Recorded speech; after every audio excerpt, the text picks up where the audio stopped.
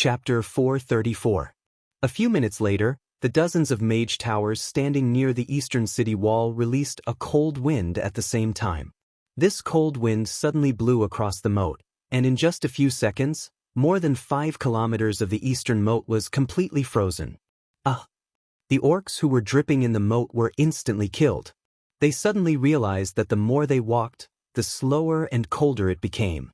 Originally, the water pressure did not feel anything, but now the strong pressure was squeezing their chests, forcing out every breath of air from their lungs.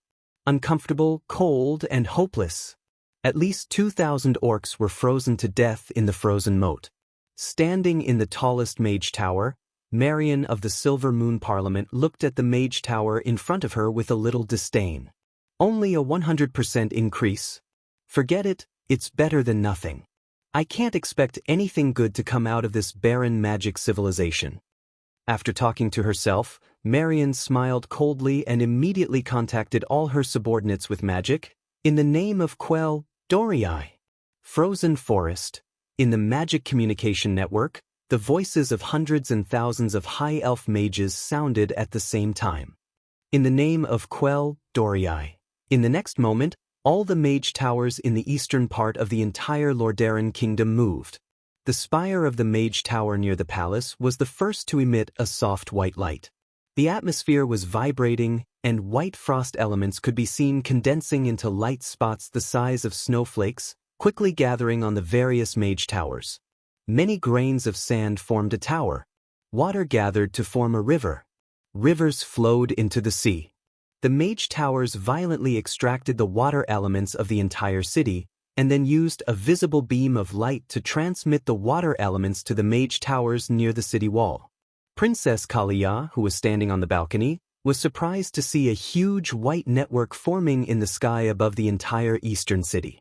It looked like a huge spider web. Gather! Gather! Sublimate! Seeing so many mage towers emitting white light outside the city, Orgrim instinctively shouted, Gul'then. What answered him were the stunned expressions of the guards around him, as well as the lonely sound of the wind. Gul'dan was not here. The Shadow Council Warlock group and the twin-headed Ogre Sorcerer group, the only two groups of the Horde that could fight against the Alliance Sorcerer group, were not here. The former had been destroyed by Orgrim, and the latter. The Ogre Magicians who should have gathered here a long time ago weren't here either. Orgrim had a bad feeling about this. At this moment he could only grit his teeth and watch as the warriors of the Blackrock tribe used their flesh and blood to withstand the terrifying magic that was about to descend. It was only at times like this that Orgrim could truly feel the importance of the warlocks and mages of the Horde that he loved and hated. It was too late. Frozen Forest was activated. In the entire defensive line, the moat was an important link. The moat, dug along the edge of the city and channeled water from Lake Lordamere, suddenly turned on the orcs. Countless translucent, ice-cold crystal clusters arched their spines in the moat that stretched for miles like ice hedgehogs. The icicles pierced through the countless orc warriors who were killing wantonly a moment ago, unleashing their savagery and violence. Their thick armor could not stop the icicles' sharpness. Their bodies, which had not completely lost their lives, trembled and convulsed on the icicles. The next moment, almost everyone on the defensive line saw the frozen forest, which looked like a torture rack, turning the entire defensive line into a crystal-clear, cruel work of art. Everywhere was blood red. The orcs were all stunned. Lordamere had simply put on a hedgehog shell that was armed to the teeth. This wasn't the end. Hadgeron Brightwing and Theron raised their longbows high in the air. They knocked their arrows, and 2 rays of green light drew beautiful arcs in the sky. A second later, the sound of bowstrings vibrating could be heard from all the towers in the city. All the soldiers of Lordamere, who were stunned at the top of the city wall, saw a black cloud rising at high speed into the sky, turning the sky black. Then, the black cloud stopped at the highest point and poured down. Unlike humans who used the density of arrows to make up for their lack of accuracy, this black cloud was actually a combination of accurate shooting and wide-area shooting. Under Duque's insistence, the Elven Rangers used steel arrowheads made by the bronze-bearded dwarves from Iron Stove Castle. After the Rangers spent a few days getting used to it, their damage was greatly increased. Many orcs could be seen to have their vitals pierced even after making dodging and blocking movements. For example, one orc had used his arm to cover his face and throat, but a steel arrow pierced through his helmet from the side, straight into his temple and killed him. Both sides were stunned. Within 30 meters of the moat, there was not a single orc alive. Attack or not attack? This was a serious question. We can't retreat. We must attack. If we miss today, we might not have the chance to take down the core capital of the Alliance so easily in the future. Orgrim roared. His plan was right. He had finally found a chance to deal a heavy blow to the core kingdom of the Alliance. He could not give it up just like that. After the brief ecstasy of destroying Alterac, Orgrim finally realized that he had to destroy the will of the humans, elves, and dwarves to resist. The 10 countries of the Alliance, 7 human kingdoms, 2 dwarven kingdoms, and a high elf. Today, the Horde did not have the absolute upper hand in terms of combat power. A protracted war was something the Horde did not want to see. The Horde was rapidly weakening. Orgrim knew that if they could not defeat the Alliance within this year, and turn the battle into a war of annihilation, the Horde would most likely be counterattacked and lose all the territory they had conquered. Orgrim gave Samuro a look, then waved his hand at the 2 troll chiefs. Immediately, the trolls and the sword sages of the Fireblade clan pressed forward. The trolls and elves had been fighting for thousands of years, and knew each other very well. The trolls would never lose to the elven rangers. Under the cover of hundreds of orc warriors with human tower shields, thousands of trolls approached the city walls fearlessly and started shooting at the elven rangers. The powerful and heavy javelins shot towards the tower with a momentum that almost defied gravity. Even if they missed, the javelins would still cause rocks to fly everywhere when they hit the top of the tower. The elven rangers had no choice but to dodge, and used the shooting holes of the human towers to retaliate against the trolls. This way, their field of vision and shooting were severely affected. At the same time, the agile sword sages leaped up the city walls through the gaps in the ice crystal forest, crossed the city walls, and aimed at the elven mages in the mage towers. Chapter 435. Even though each mage tower had a small team of elven guards and 2 to 3 rangers protecting the mages inside, there were still more than 10 mage towers that were attacked. There were even 2 or 3 mage towers that had all the mages inside killed in battle. However, after losing the invisibility effect and the wind step skill could not be used continuously, the rangers started a fierce battle with the sword saints. Samuro's goal was to kill Duque. Only by killing this human who had obstructed the Horde's victory time and time again could he completely turn the tide of the battle between the Alliance and the Horde. The general trend of history could not be changed by the will of man. *T. The power of a great man could not be replicated. The judgment and decision of a great leader was definitely the main factor that led the entire organization to success or decline. Perhaps assassination was despicable. However, our world was being destroyed. For the orcs' way out and to win this race war, Samuro felt that he was duty-bound. He also knew that this was a very, very risky move, but his warrior's blood was stimulating him.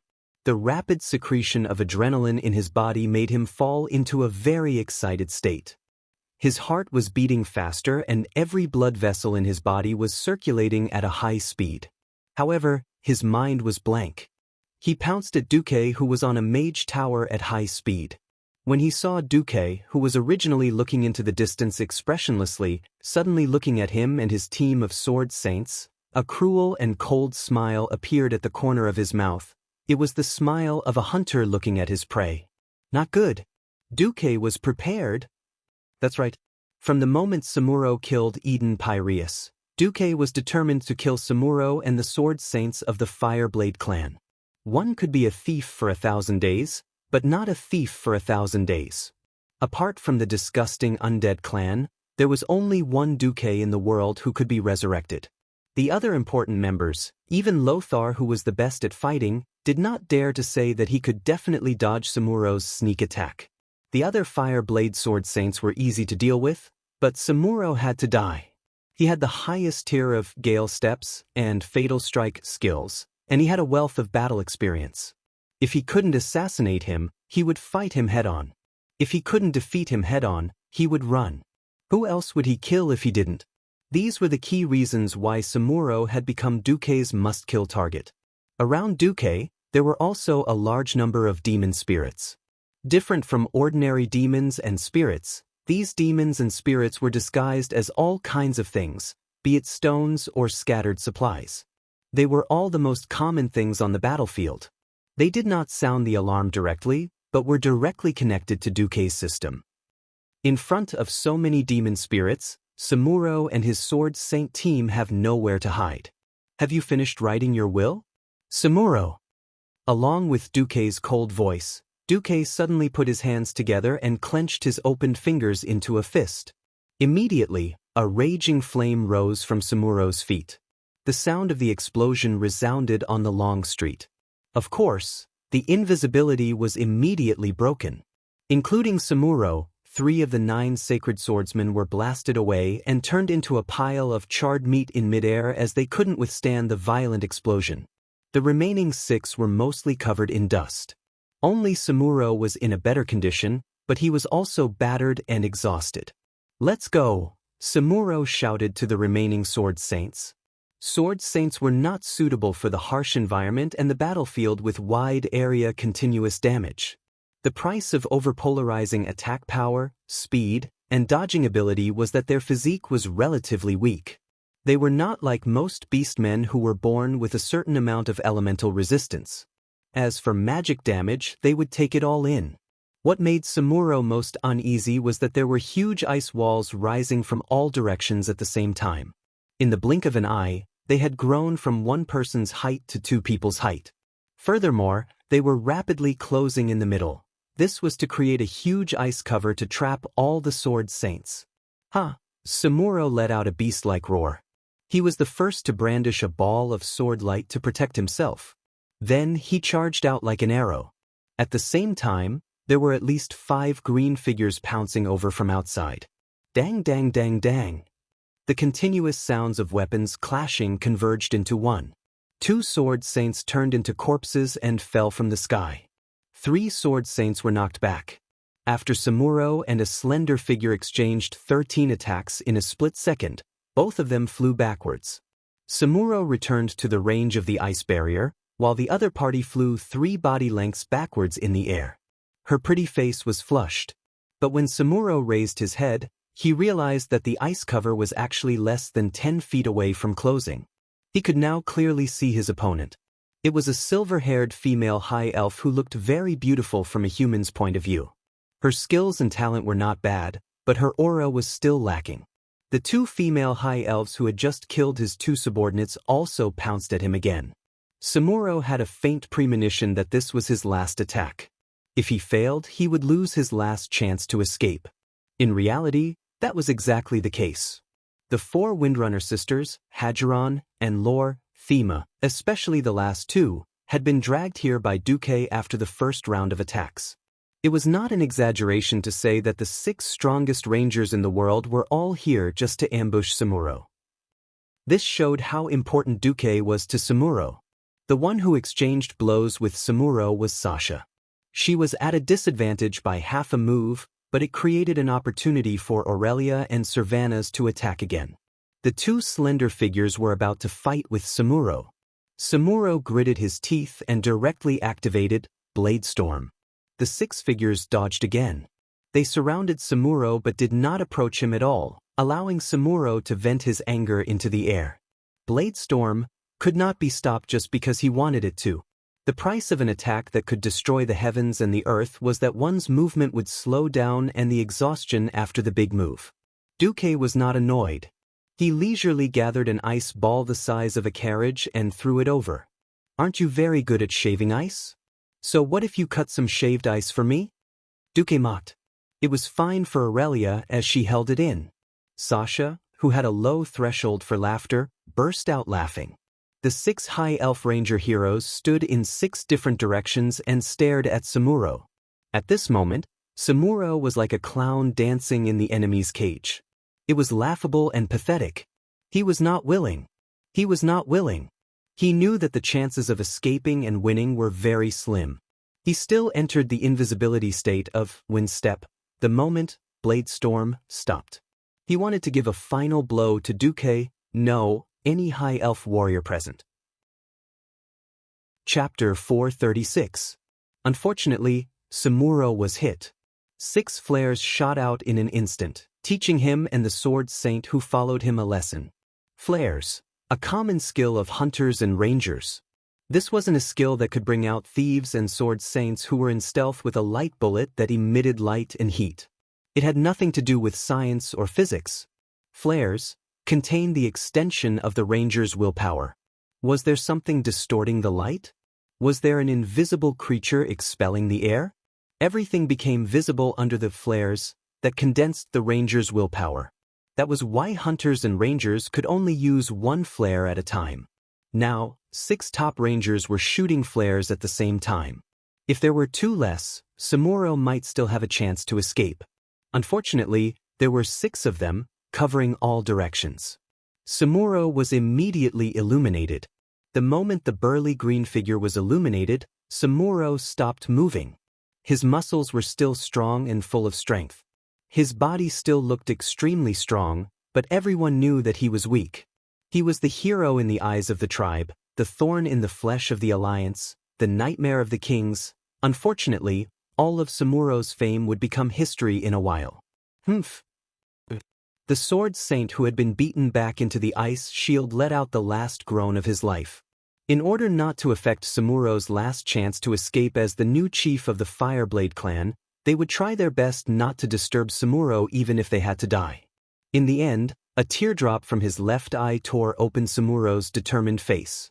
Without any words, he ignored the 6 Elven Ranger heroes who were ready to make a move and just looked up at Duque who was on top of the mage tower. Duque sighed. He admired Samuro's courage. It had nothing to do with the camp, but purely because of Samuro's spirit. Unfortunately, admiration was admiration and understanding was understanding. This didn't mean that Duque was going to give up his position as a human and lick the boots of a tribe's hero. The enemy's hero, my enemies. Duque didn't say anything either. With a knife hand posture, he slammed down heavily. Loktar Ogre. He would rather die than win. The resonant roar was the epitaph of the orc's sacred swordsman hero, Samuro. On the other side, Orgrim took advantage of the fact that the trolls and orc sword saints were temporarily suppressing the long-range attackers on top of the city walls. More orcs surged forward, violently smashing all the protruding icicles with their giant warhammers. Then, ignoring the dwarf griffin knights that frequently flew across the sky to launch surprise attacks, they stepped on the corpses of their fellow orcs and launched an even more ferocious attack on the wall. Arthes, who had just left the city wall, returned to the city wall under the escort of the guards. Although he was not at the front line, his appearance still greatly encouraged the soldiers. At the same time, the generals and their soldiers who had rushed over from all over the city had also replenished the defensive line. Warriors of the Rotterdam, raise your weapons and make those despicable orcs regret having the audacity to invade our homeland. Arthes, who was not far behind Arthes, raised his 2-handed greatsword. Duque felt like he was looking at the Lich King who would raise Frostmourne in the future. Arthas's face flushed with excitement and nervousness when he saw Duke's arrival. Deputy Commander-in-Chief, Rotterdam needs more reinforcements, he said. Duque bowed lightly. As you wish, Your Highness. Orgrim roared angrily from the horde. Where are the ogres? Are they not here yet? How many more are behind us? The ogres are too slow. They are still stuck on the mountain path, Zulucid replied.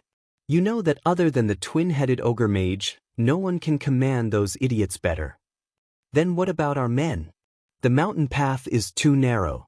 We have at least 2 clans behind us. When the horde counted the number of people in the army, they would usually use the large clans as a unit. A single clan would mean 10,000 people. Tell them to hurry up. In order to maximize the effect of the surprise attack, Orgrim ordered the vanguard to attack as soon as they left the mountain. In fact, without Duque, the horde would have already invaded Rotterdam and entered a meat grinder. At this moment, 3 bright red flares were shot into the sky. The bad premonition in Orgrim's heart grew stronger by the second. At the far end of the battlefield, near the lake between Lake Rotterdam and the Alterac Mountains, a huge cloud of dust suddenly appeared. The sound of horse hooves piercing through the clouds shook the entire battlefield. To be honest, due to the terrain, the horde did not have many opportunities to fight against the human cavalry. However, this did not mean that Orgrim did not know how terrifying the cavalry was. During the first battle in the Elven Forest, the warriors of the horde had also encountered the cavalry. The scale of the cavalry was not large, and in Orgrim's eyes, it was the only army that the humans could fight against the orc infantry. Not good. Orgrim cried out in shock. The timing of the cavalry's arrival was too cruel.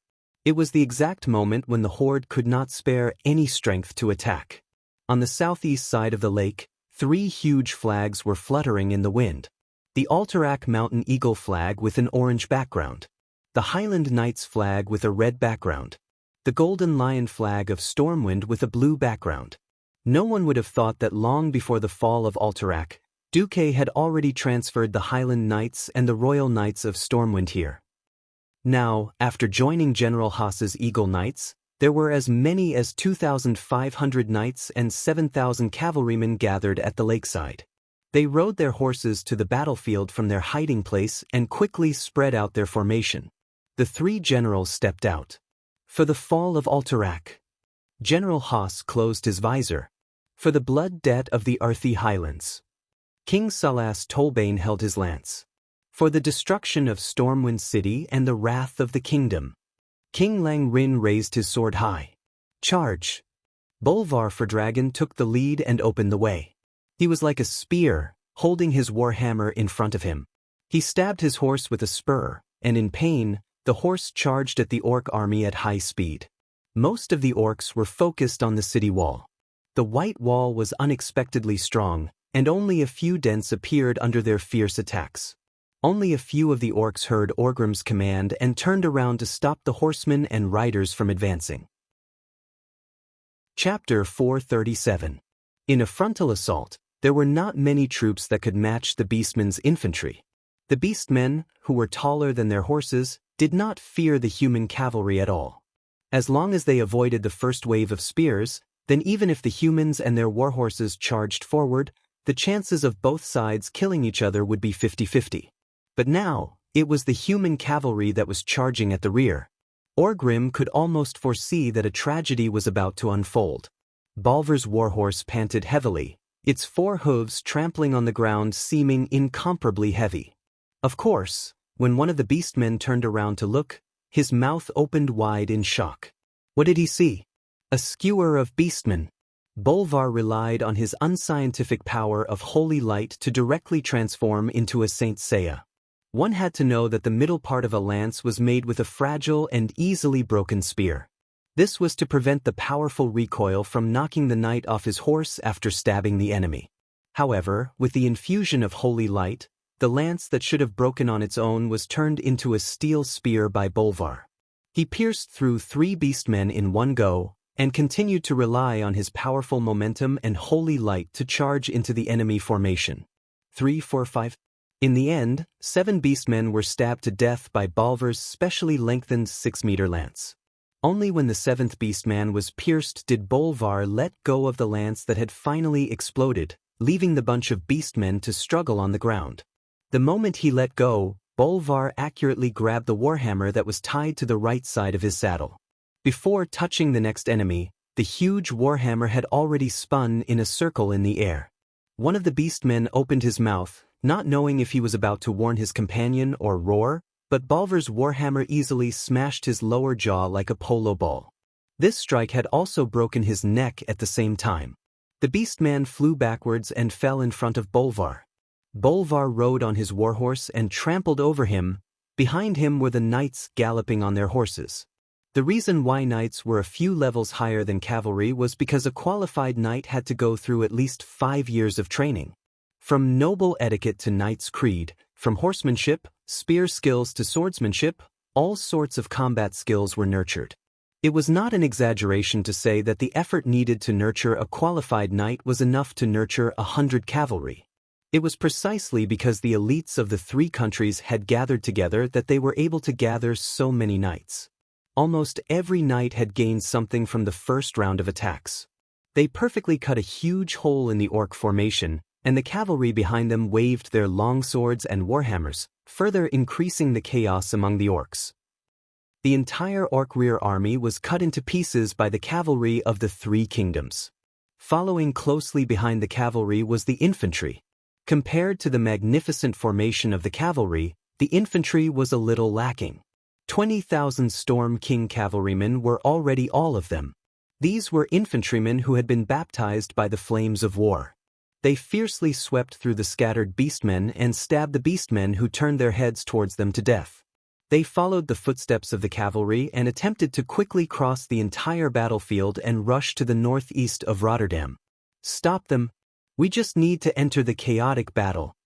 It was one thing for the cavalry to break through their formation, but they actually wanted to use infantry to circle around the rear? Orgrim was so angry that he wanted to laugh. At this moment, the ballistae in the city were fired. Arrows and boulders rained down on the front of the orc army that had become densely packed. Haas, Lang, and Salas led their cavalry to break through the entire orc army's rear army and split them up perfectly. After breaking through the formation, they split into three, made the smallest circle, and once again attacked the rear army from another flaw, turning the entire rear army upside down. There was not a single organized orc army that could pose a sufficient threat to the charging human infantry. The orcs were in chaos and did not know what to do. But when they faced the city wall, the Alliance army attacked them from the rear, and when they turned their heads towards the cavalry, they were attacked by the city guards. They had not broken through the city wall yet, so they could not retreat into the city. If they continued fighting like this, they would only be bleeding in the chaos. Orgrim was inexplicably shocked. This was simply beyond all the military knowledge of the orcs. Why could the human cavalry find the weakest point of the orcs in the midst of a fierce battle and attack it? Why did they not attack the seemingly weak points of the elite orcs that were lying in ambush? On the tower of Lordaeron, Arthas looked at Duque, who was giving orders beside him, in shock. Magic communication was only suitable for fixed-point communication. When moving, there was no spatial positioning, so there was no way to receive the message. Duque had a better idea. Let Lang turn left 30 degrees and kill his way through the slightly dirt-colored army. That's the second-rate Iron Sand clan of the Horde. Salas, you're charging too hard. Damn it, you're the king. Even though Duque was fiercely complaining, the two beautiful elven rangers beside Duque, one with gold hair and the other with silver hair, still used their beautiful voices to transmit Duque's words. General Hadgeron explained to Prince Arthas, "That's Whisper of the Wind, a skill unique to the Windrunner family. It can transmit one's voice with the wind and reach a specific person's ears within a few miles. So powerful? Then can I hire some elves who know Whisper of the Wind to be my vassals?" Hadgeron's face was full of embarrassment. "I'm sorry, but there are currently only 4 Windrunners who know this skill, and they're all direct vassals of Lord Marcus." "I see." Arthas's face was full of regret. At this time, the situation of the battle changed again. After the Alliance's cavalry attacked the orcs' rear, they returned to the vicinity of the lake, and the city's defenses were activated once more. Even though the continuous attacks made the orcs lose their bearings, they were unfortunately not many, but they were extremely elite. A row of orcs with the strongest physiques charged in the direction of Salas's Highland Knights. Salas was more cautious, and he charged towards the right side of the line of soldiers. The result of the cavalry's charge shocked Salas. After losing their lances, the cavalry no longer had any mid-range or long-range weapons. Normally, no one would be willing to collide with a galloping warhorse. Obviously, these 8-foot-tall orcs were an exception. Regardless of whether they chopped down or swung up, their huge warhammers could disregard the nearly 1-ton weight of the riders and their horses and the terrifying force of the impact. In an instant, both riders and horses were sent flying. Chapter 438. Only a few horsemen like Salas, who were skilled in horsemanship, were able to dodge the fatal blow and fight back. The cavalrymen's charge took down a lot of orcs, but they were immediately replaced by new warriors. The orcs lined up neatly in 3 rows and began to advance towards the Alliance cavalry, forcing them to retreat. Step by step, they forced them towards the lake. Although these orcs only had 3 thin layers, the quality of their individual soldiers was enough to crush the terrifying foundation of the Alliance cavalry. Even if it was just 3 rows, the Alliance cavalry would not be able to break through it. The rear began to stabilize, and the Alliance infantry was also fiercely attacked by the orcs from the center. For a moment, it was as if they were in a quagmire. Once they achieved their goal, half of the remaining orc soldiers continued to attack the city. They crossed the ice crystal forest and attacked the city wall fiercely. Soon, they used up the stones, boiling oil, sand, and other things that could be used for defense. Now, the orcs could safely continue to climb the city wall. The orcs climbed over the city wall with evil smiles and tried to climb as much as possible. Most of the orcs were pierced or shot down by the elven rangers before they could climb up the city wall, but some still managed to climb up and began to attack the guards. Arthas never thought that the orcs' ant-like siege was so terrifying. They had clearly extinguished the first wave of attacks not long ago, but more orcs surged over. The corpses of the orcs piled up and provided some cover for the orcs as they climbed the wall. They stepped on the corpses of their companions and even used them as shields to resist the continuous rain of arrows and magic attacks that fell from time to time. The orcs' attacks were terrifying. Usually, as long as one orc climbed up the city wall, it would cost the lives of 5 to 6 Lordaeron soldiers to kill it. The defense of the city became precarious again. "We can't go on like this," Arthas shouted nervously to Duque. "Commander, Lordaeron will collapse first in the afternoon. We need reinforcements." Duque smiled. He touched Arthas's blood-stained helmet like a senior. "Your Highness, although I am not much older than you in terms of military affairs, I am your senior." For some reason, Duque's smile gave the impression that Duque was proud of himself. He said in an extremely pretentious manner, "A true king or commander never defeats his enemies on the battlefield." "What?" Arthas was stunned. "A true commander will gather all the cards needed for victory before the battle begins. The so-called battle is often just a formality." "Ha!" At this moment, Duque's body was filled with an unparalleled aura. The mysterious and confident aura that lingered around him made everyone around him feel that as long as Duque pointed his finger, even if there were thousands of tribes, even if it was a cruel army that had destroyed several countries and was known as the nightmare of the human world, they would be reduced to ashes in an instant. Arthas was momentarily stunned. Hadgeron Brightwing and Theron, the 2 newly promoted ranger generals, froze on the spot. Beside Duque, Aurelia and Sasha's breathing quickened. Everyone stared at Duque's actions. They saw him proudly raise his left index finger and point it towards the northeast horizon. Following the direction of Duque's finger, a huge flag appeared. Rows of silver-helmeted and armored infantrymen walked out of the horizon. Behind them was the sun, making them look like an army that had walked out of the Age of Legends. The raised spears were like a forest, the tips of the spears reflecting the dazzling sunlight. For some reason, every soldier thought of the era when humans were united under a single flag for the first time in history. It awakened a distant legend that had been passed down from their ancestors for more than 2,800 years. That was an era when all human clans fought side by side. That was a glorious and resplendent era where victory was the end of every battle. That one answer seemed to be branded in the soul, branded in everyone's genes. What was that answer? The Arathar Empire. The greatest human empire. At this moment, on this battlefield, there was an even greater organization, the Lordaeron Alliance. 1, 2, dozens, hundreds of flags suddenly appeared on the horizon, fluttering in the wind. From the looks of it, there were more than 100,000 of them. The soldiers began to pick up speed, jogging on the battlefield. They held their heads high, their spears raised in rows. A silver-white wave appeared on the battlefield. They were clearly infantrymen, but they gave off a terrifying aura as if there were tens of thousands of galloping horses. These warriors all had distinct human facial features. Everyone looked at them from afar, but because of the sunlight, Their faces were covered in a layer of golden light. Their faces became blurry, and the weapons in their hands became dazzling. Every face became deified. They seemed to have become an army of heroic spirits that had walked out from the distant past to once again fight for humanity. It's our people.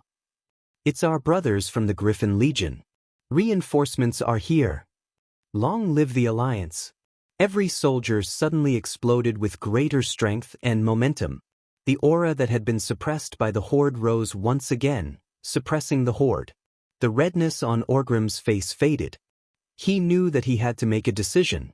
They were at a disadvantage, and the Alliance was attacking them from both sides.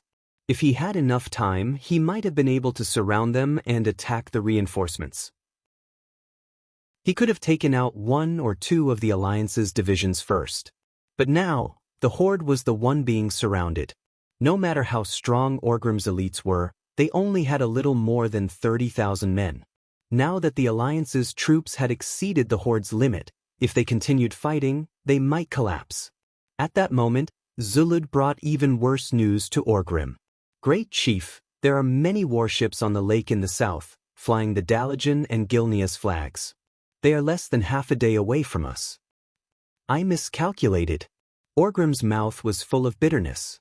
Originally, Orgrim dared to attack Lordaeron because he wanted to make use of the time difference.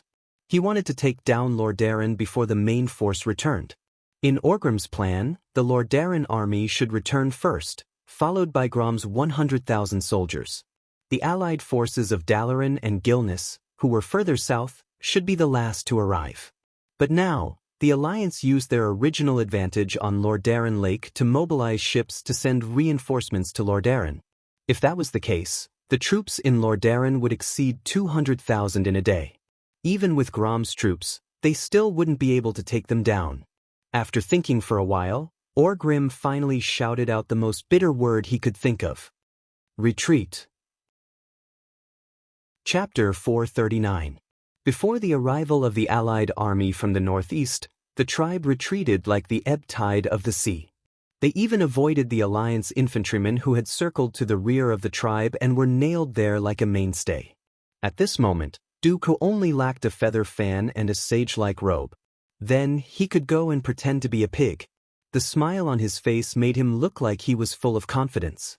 Even though he was mobilizing troops that he already knew, it was as if he was in control of a magic box that could create an endless army of thousands of men and horses. He was always able to mobilize the most suitable troops at the most crucial time. Orgrim's fierce surprise attack turned into a magnificent ambush under Dooku's command. Just now, even the top of Lordaeron's walls could see the Dalajan and Lordaeron speedboats rushing over from the direction of Lordaeron Lake. Arthas was first pleasantly surprised to find that his hometown and his city had been saved. Then he immediately thought of something. If the Dalajan and Gilneas troops all come here, then what if the tribes of the Silverpine Forest attack south? That's right. Then what? It was not just Arthas. Several Alliance generals wanted to know the answer to this question. In fact, Dooku really wanted to teach Arthas, the one riding the white horse is not necessarily a prince, it can also be Xuanzang. The one who is a paladin can also become a demon king. But in order not to reveal the secrets of the heavens, Dooku pointed to the Alliance's speedboats on the calm lake in the south and teased Arthas. Your Highness, ships flying the Alliance flag are not all Alliance warships. Even if it was a warship, it did not mean that it only carried soldiers. The tribes will only see the Alliance's reinforcements coming, but they will never know that only ships, food and sailors are coming. Be it Arthas or the other generals of the Alliance, all of them were visibly moved. Dooku pointed to the huge formation of troops in the northeast. 100,000 troops are not equal to 100,000 elites. The true elites were only the few square formations at the front. The ones behind are just farmers who have been trained for less than 3 weeks. That's right, Dooku hadn't conjured the magic lamp of the army. He'd only placed the Griffin Legion in front of him for show. Behind them were the farmers provided by the local nobles of the Rotterdam Kingdom. However, after a period of training, they were at least more or less presentable when marching. When it came to real swords and spears, these guys who had never experienced blood and fire, no matter how bright their armor was, were still cowardly farmers deep down. The young Arthes was astonished. Is that even possible? Why not? Duque combed his sweaty hair. Didn't I mobilize so many troops to save Lordaeron? As long as we can defend today, when your father's army arrives, it will be the time for our alliance to encircle and annihilate the 2 orc armies that have penetrated deep into the alliance's hinterland. Arthes' eyes lit up. Duque's well-placed commands, his realistic disguises, and the military arrangements that had fooled even his own people. Duque's method of using his troops was an eye-opener for Arthes. It showed him what it meant to be a commander. The scenes that Arthes had experienced today were like images that had been imprinted on his soul. They had opened doors to a wider world for him, and he felt that he had benefited greatly. Suddenly, Arthes had an impulse. He strode forward and lowered his noble head to Duque. Lord Marcus? Can I become your disciple and learn the art of war? Be it Duque or the others, everyone was stunned. The master of the prince of the strongest country on the continent. It sounded so noble. Unfortunately, when he thought of Arthes, who had killed his own father and teacher, Duque felt disgusted, as though he had swallowed a fly alive. Duque didn't reply. He turned his gaze to the distance outside the east gate. There were countless orc corpses, as well as the bodies of more than 2,000 civilians lying there quietly. Duque's pupils shrank. He remembered that Lilith had told him about Arthes's order to close the gates. He was not a saint, and he didn't have the ability to save every civilian on the continent. In Duque's eyes, there was no such thing as saving 300,000 people or abandoning 3,000 people. If he had known about the enemy's attack in advance like Arthes, he would have arranged for the civilians to take refuge more safely, instead of waiting for the disaster to befall them before deciding whether to abandon them or not. Before his transmigration, Duque had often heard of an old saying, "Don't do evil because it's small." In history, Arthes had started to fall precisely because he had massacred the citizens of Stratholme, who were about to become zombies, for the sake of the bigger picture. Duque had once wondered if Arthes would be different in this life. After all, Arthes was still a teenager, a relatively naive prince. Duque suddenly realized that personality really determined fate. The scene of abandoning 3,000 civilians had nothing to do with the original history, but Arthes still made a similar decision. Too ruthless. The experience of Arthes in history might be worthy of sympathy, but this guy was clearly the template of an ambitious and ruthless person. At this thought, Duque made up his mind.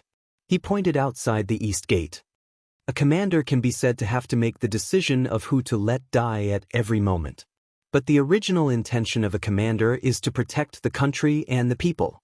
And the soldiers who carry out the commander's orders are also willing to give up everything they have. I think your highness should first learn the principles of life and the way of the Holy Light from the Archbishop of Holy Light before learning the way of a commander. After saying that, Duque left without looking back, leaving the generals of Rotterdam and Arthes, who looked as if he had been struck by lightning, in a daze. Of course, there was no need for Duque to clean up the battlefield and count the losses. Duque divided the army into 2 parts. One part was the 20,000 Stormwind infantrymen from Hillsbrad. After the battle, there were less than 15,000 of them left. Duke allowed all of them to enter Lordaeron city. The other group came from the northern sentry towers, with the Griffin Legion as the core. Together with the remaining 6,000 cavalry, they set up camp in the north of Lordaeron city, forming a triangle with Lordaeron city. The main purpose was to prevent Orgrim's main force from joining forces with Grom Helroar's 100,000 orcs. On this day, Orgrim waited for the arrival of the ogres, while the alliance quickly organized the city's defenses and waited for the main force of Rotterdam to return. Finally, on the afternoon of the second day, the alliance waited for Mograine, who had led his army back. When the famous Ashbringers saw the flag of Rotterdam on the city wall, this iron-like man immediately got off his horse and knelt on the ground, weeping and kissing the soil of Rotterdam. Chapter 440. Whose tears were flying? Whose applause was ringing out? For the citizens of Lordaeron who claimed to be the best in the world, yesterday was definitely the most uneasy day. They used to think that war was so far away. The nobles sang and danced as usual. There were still hundreds of banquets and dances every month. Those great nobles would hold 1,000-person masquerade balls and provide hundreds of desserts at banquets. The peaceful thoughts of the nobles were greatly amplified. The citizens naturally enjoyed the peace and prosperity. Yesterday, everything changed. The savage orcs broke through the layers of defense, crossed the mountains, and killed their way into the city. Even though most of the orcs were killed on the city walls, there were still a few who broke through the defense lines and started killing in the city. The strongest troops in Lordaeron were all stationed at the city walls. They had no choice but to hand over the task of killing the orcs to the city guards. These city guards, who had not undergone strict military training, were good enough to deal with gangsters, but they were not enough against the elites of the Blackrock clan. The number of orcs that broke into the city was 68. These 68 orcs had caused nearly 5,000 casualties. On average, each orc had killed 2 or more city guards, and caused more than 3 or more civilian casualties. Almost every family in the Eastern District had a funeral. The citizens of Lordaeron panicked. Even though there were more than 30,000 Alliance troops stationed at the back, many citizens and nobles woke up from nightmares. There was even a guy who shouted, "The orcs are coming," in his nightmare. This caused a chain reaction of panic and caused more than 100 people to trample each other. It was only until Duque asked Arthas to activate the magical lights throughout the city that the soldiers of Lordaeron sang the Lordaeron military song when they patrolled that the citizens of Lordaeron felt a little more at ease. Just like that, the people of Lordaeron welcomed Lord Mograine's 8,000 cavalry the next day. Then, 2 days later, they waited for the exhausted King Tarinas to return with his main force.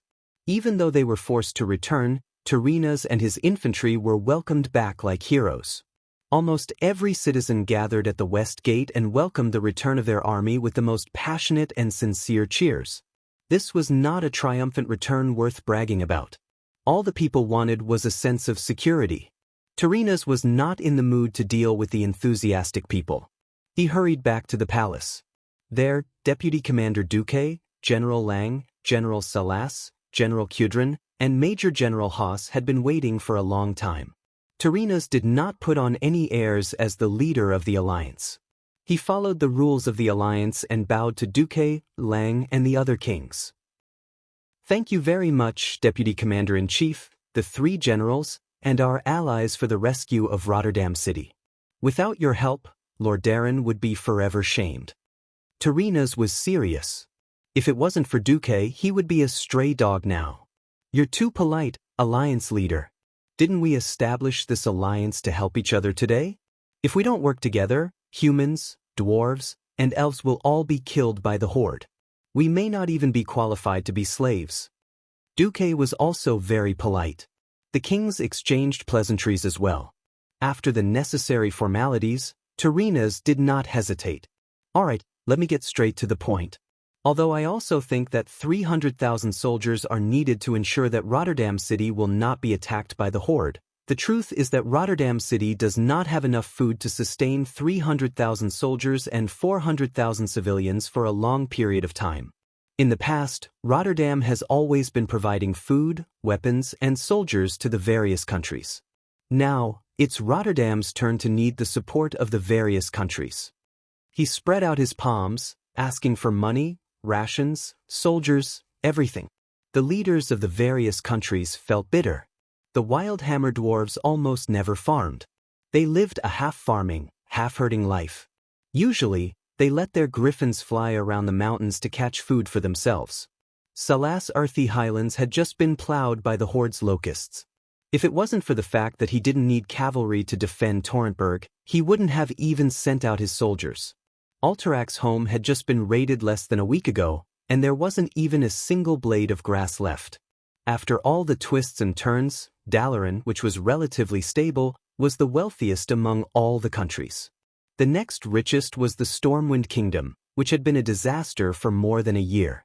The summer harvest in the Hillsbrad Hills could not be hidden from anyone.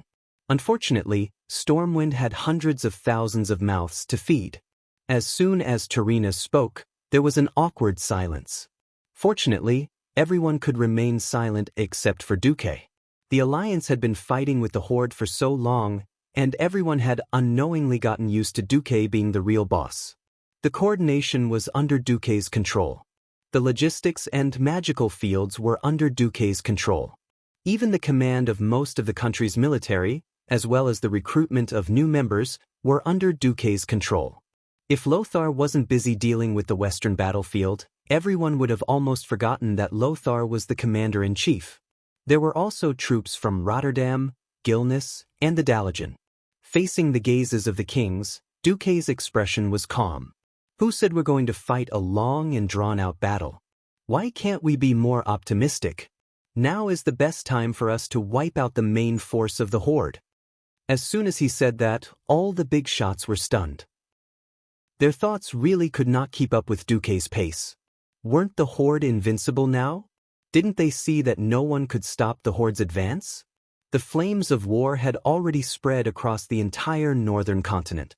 In the eyes of the kings, there was no safe place in the entire continent.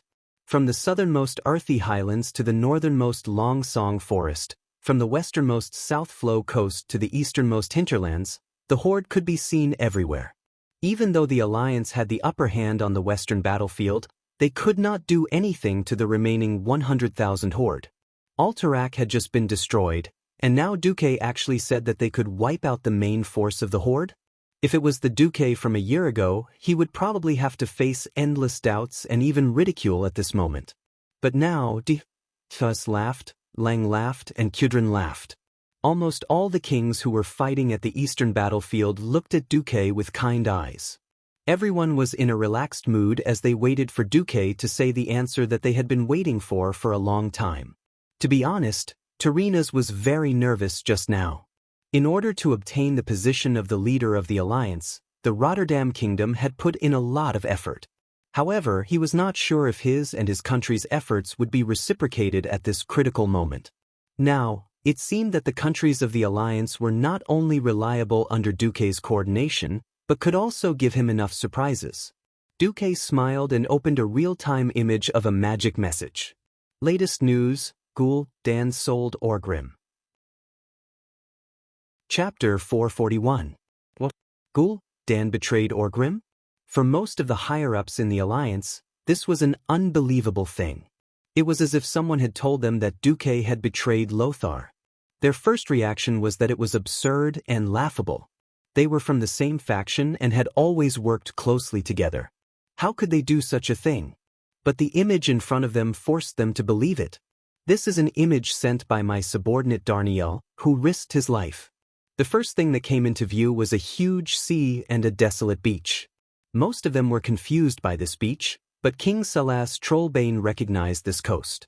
Sea-gazing cliff? Duque gave an affirmative answer. Sea-gazing cliff was the hinterlands. The sea grew larger in everyone's field of vision. Looking into the distance, they could see some ships sailing near the shore. They were as ugly as garbage ships, and everyone recognized them as the transport ships of the horde at a glance. The ships that brought the hated tribes from the other continent to this place. Although Kurtira's and the Bloodsail Navy under Stormwind sank most of them to the bottom of the Endless Sea, the remaining half still brought destruction and death to the alliance. A large group of orcs were either on the beach or in the shallow water, pulling the long oars with all their might to move the ships. An ogre sat in the middle of each ship, beating a drum that represented exertion. The orcs pulled hard with the rhythm, sending the ships into the sea. Seeing this, a general said, "Their chief is leading an army to attack Lordaeron, but they're in the hinterlands." At this point, the corners of everyone's mouths were already curving into thoughtful smiles. At this moment, a red dragon flew past. Everyone recognized it as the Red Dragon cavalry of the horde. He rode the red dragon and circled in the air, seemingly observing the situation below. Following the direction of the red dragon, everyone saw a familiar figure on the first ship, the demigod warlock Gul Dan. Whether the alliance was willing to admit it or not, he was a very dangerous fellow. At least he had the record of fighting Antonidas in South Shore, and both sides suffered heavy losses. After Duque repeatedly stressed that this guy was the culprit who had conspired with Medivh to open the door of darkness and send over 1,000,000 beastmen, Duque's expression changed. Ghoul Dan was even more dangerous than Great Chief Orgrim on the Alliance's list of enemies. At this moment, Duque waved his hand, and Illusia, who had been standing behind Duque, stepped forward. The Beastman Dragoon rider controlled his mount and flew to the front of the ship before shouting in Beastman language to Ghoul Dan. Illusia immediately translated, "What do you use these ships for?" The Dragoon rider continued to follow the ship with his mount while waving his free hand. Looking confused, the Warlock Monarch raised his hands in confusion. The Dragon Cavalry let Long Fei get closer to the ship and roared a few more times. Illusia continued to translate, "Turn the ship around. The chief's main force is in Lordaeron, not on the other side of the sea." The Dragon Rider shouted again. Gul'dan was still gesturing that he could not hear.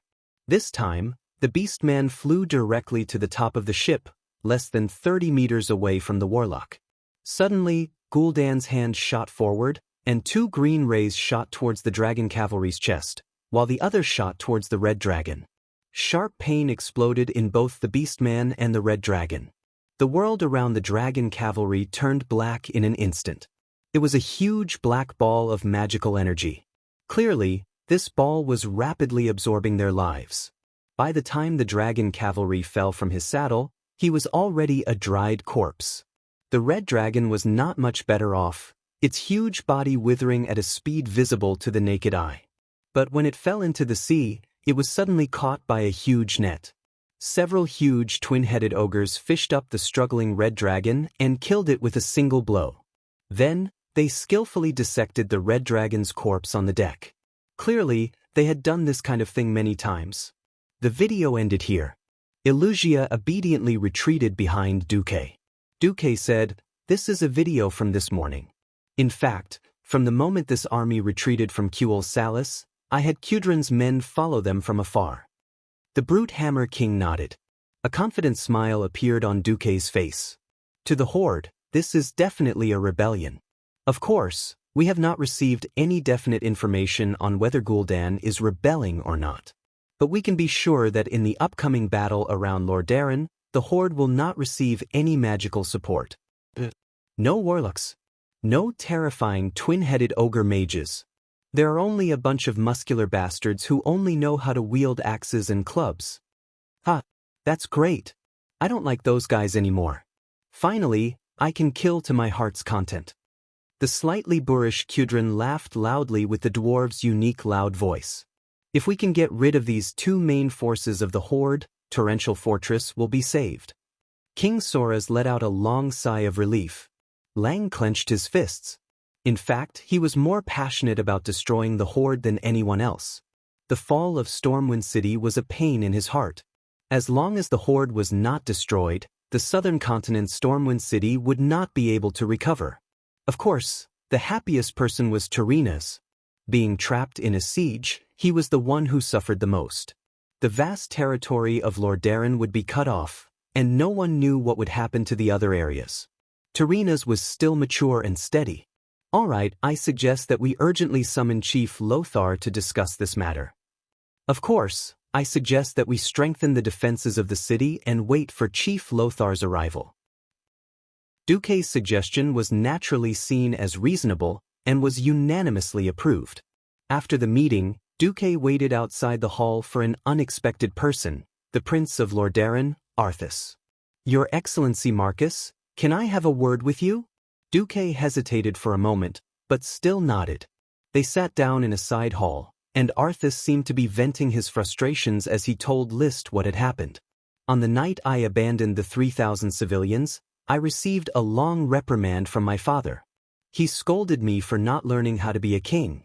A king should put the people first. Although I think what my father said is right, I still think that my decision that day was not wrong. There is no comparison between the lives of 3,000 civilians and the lives of 300,000 people." Duque's voice was calm. "Do you love your father and sister?" "Of course." Arthas replied without hesitation. "What if the enemy captures your father and sister and forces you to choose between them?" "No. I will never let a situation where I have to choose between the two happen." Arthas suddenly became furious. That's right. As a king, you must first prevent the worst from happening. Chapter 442. But I can't avoid it. Arthis clenched her fists tightly. That fellow Ichinez claims to be the regent, but he wants me to make decisions at crucial moments. There are many things I don't know. By the time I find out, I already have to choose the lesser of two terrible decisions. I don't understand. In essence, what's the difference between me and you, the commander, when making decisions? The surroundings immediately fell silent. Even though this side hall was empty, who knew if someone was eavesdropping next door? No, it should be said that Duque was certain that someone was eavesdropping. He didn't even need the system notification to hear the heavy breathing. Duque didn't know who it was. Duque only knew that he had to be careful with his words. Duke rested his chin on his hand. Can I ask you a question that is a little cruel? Go ahead. Arthis made an inviting gesture. You're drifting on the sea with a ship full of refugees with no hope of rescue. Suddenly, you discover that a third of them are infected. What will you do? Arthis revealed a pained expression. I'll have that third jump into the sea. Quarantine and then leave the infected to fend for themselves. This was the most common way to deal with a plague in this era. Duque didn't comment. What if you discover that the remaining half are infected as well? Have them jump into the sea as well.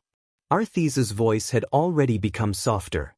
After a while, you'll discover that half of the remaining people, enough. You're interrogating my conscience and soul.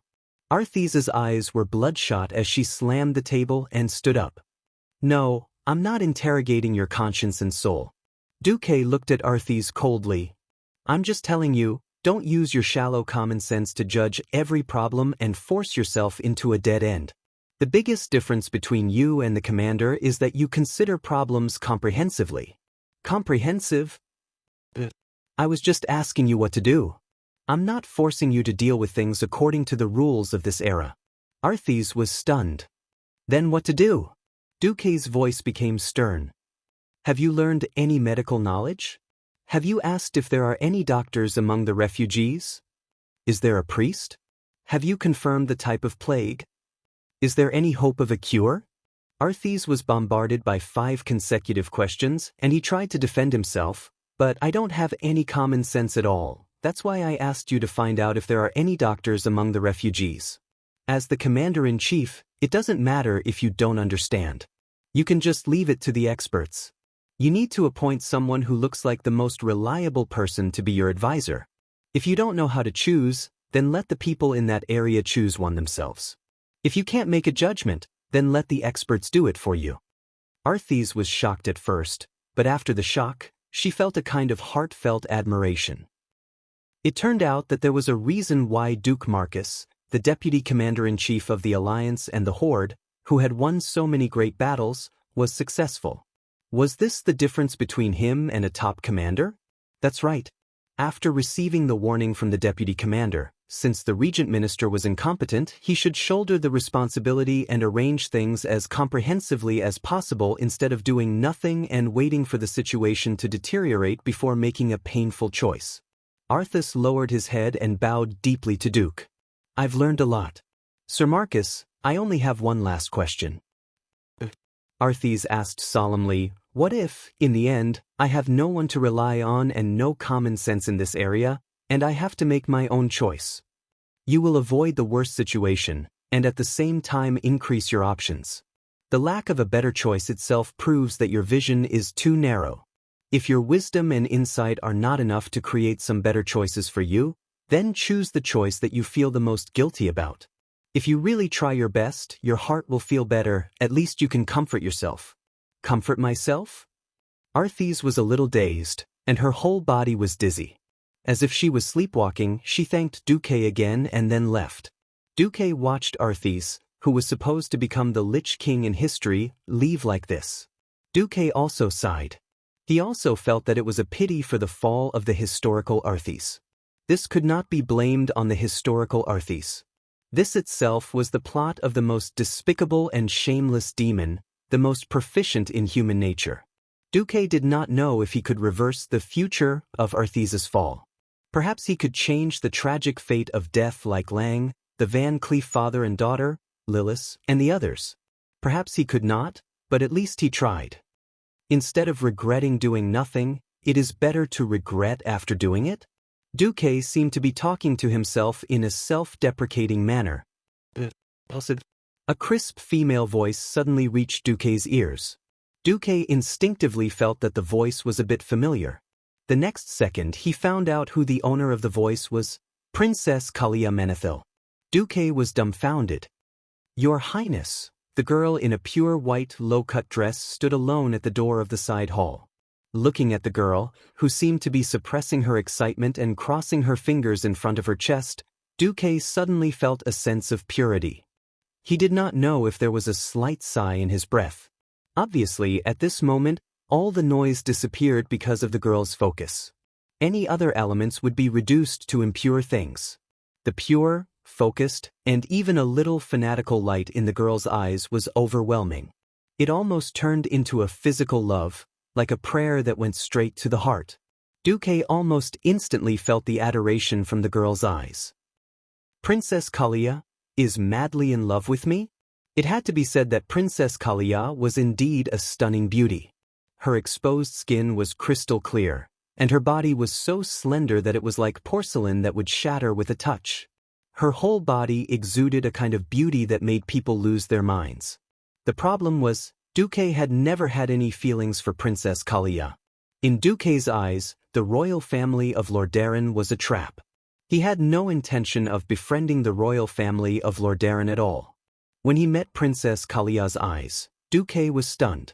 Her breathing was heavy, and the girl was obviously very, very nervous.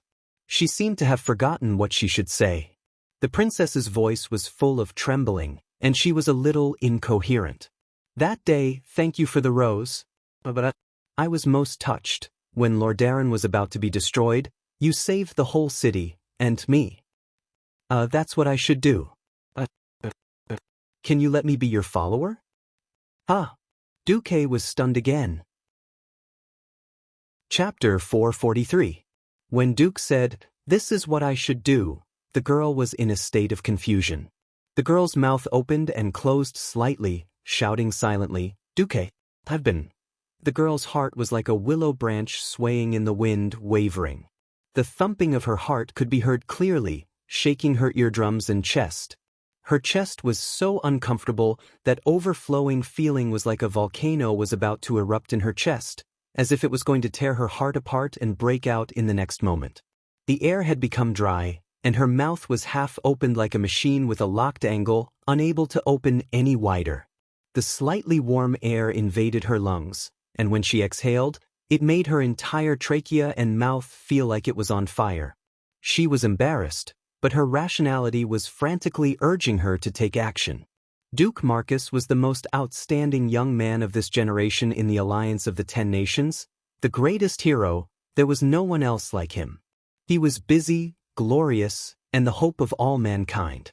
If she gave up this chance to confess, she might not be able to wait for another chance. Countless voices rushed into Kalia's mind. "Say it. Kalia, muster up your courage.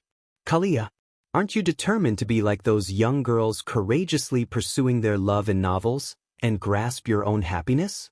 He is the Duke of the Southern Continent, and once the war ends, he will return to the Southern Continent.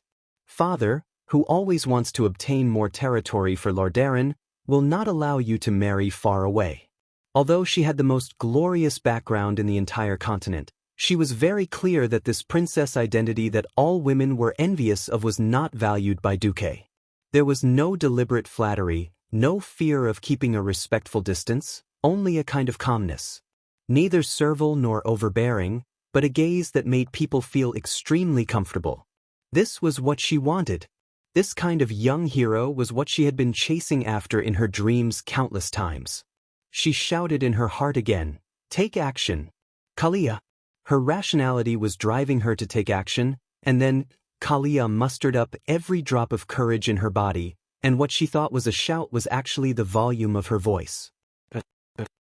"Can you let me be your follower? Oh my God. What nonsense did I say? I should have said, 'Are you willing to go out with me?' But How shameful. I can't say something like that. Woo. Kalia cried. The young girl cried bitterly in her heart. Especially after seeing Duque's stupefied expression, the girl was so ashamed that she wanted to die. What did I say? Gritting his teeth, he squeezed out the last drop of courage in his body. I want to travel the world with you. Something didn't seem right. Wouldn't that become a standard follower's speech? I just need to say that I like him normally. Woo. But Duque was keenly aware of Princess Kalia's intentions. As a veteran player who had transmigrated on the eve of version 6.0, Duque did not know that Princess Kalia would become the most popular follower of the Priest Temple in the later timeline. This did not prevent Duque from having a better impression of Princess Kalia. Duque stared at Princess Kalia. Her golden waterfall-like hair was tied into a unique bun at the back of her head, revealing her slender, ivory-white neck. There was a faint blush on her cheeks, and her serious and anxious expression made people feel as if they were in a dream. At this moment, Princess Kalia showed her most girlish side, the kind of pure beauty that made all men's hearts palpitate with excitement and could not help but want to protect her. In addition, she exuded a noble and extraordinary temperament with every movement she made. This was a fatal temptation to any normal man. Phew! After a short moment of confusion, Duque's brain worked at high speed. In terms of feelings and senses, it would undoubtedly be more than enough to satisfy any man's vanity if he managed to woo the renowned elder sister of Arthes, a genuine and noble princess of noble lineage. Think about it, if this lich King Arthas, who had once been the Prince of Lordaeron in history, had defeated more than 17 heroes, including 3 kings and a blue dragon, and made the whole continent and even the world of Azeroth tremble, he would have no choice but to call Duque brother-in-law. Oh, that kind of sourness, just thinking about it would make one feel high. Unfortunately, reason told Duque that this was courting death. Just as Duque could not touch Arthas now, Duque could not touch Princess Kalia either. If the wheel of history could not be stopped, then the ending of World War II at the Dark Portal was almost a foregone conclusion, then World War III was inevitable. According to the original history, all investments in Lordaeron were destined to be reduced to nothing under the fierce attack of the Calamity Army. If 1 million gold was exchanged for coins and thrown into the sea, it would at least cause a huge splash.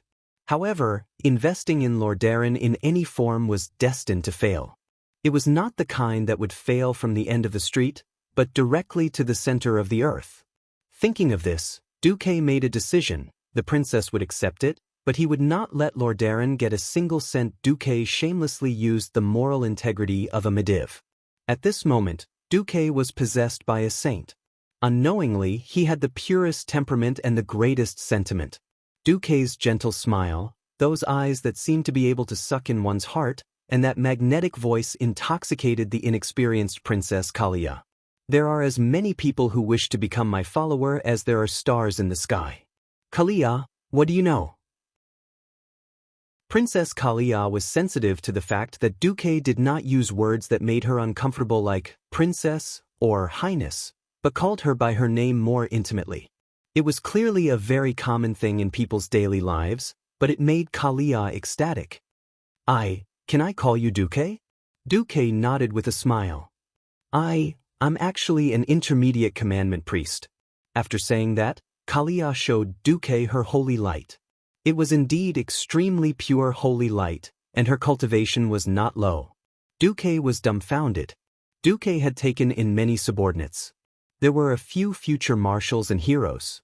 There were some who could fight, some who could eavesdrop, some who could lead troops, and some who could take charge.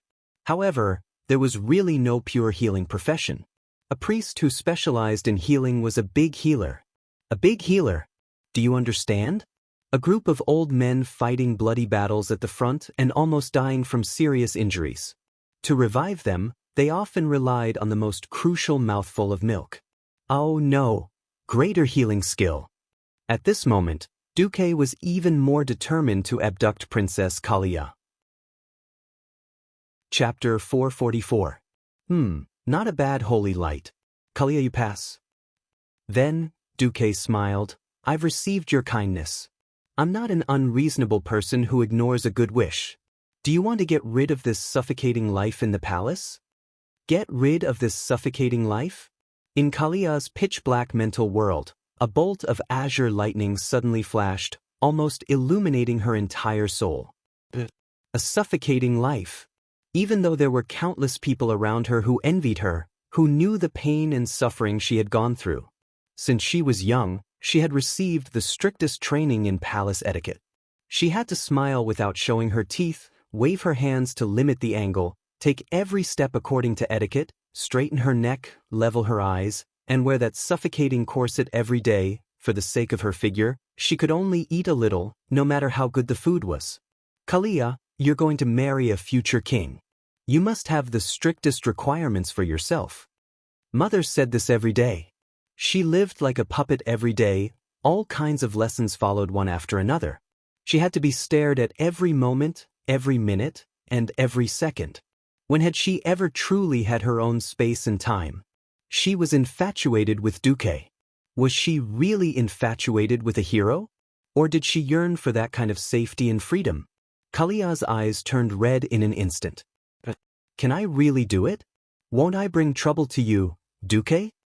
For a second, Duque felt a little guilty, feeling like he was a bad uncle who used a lollipop to kidnap a little girl.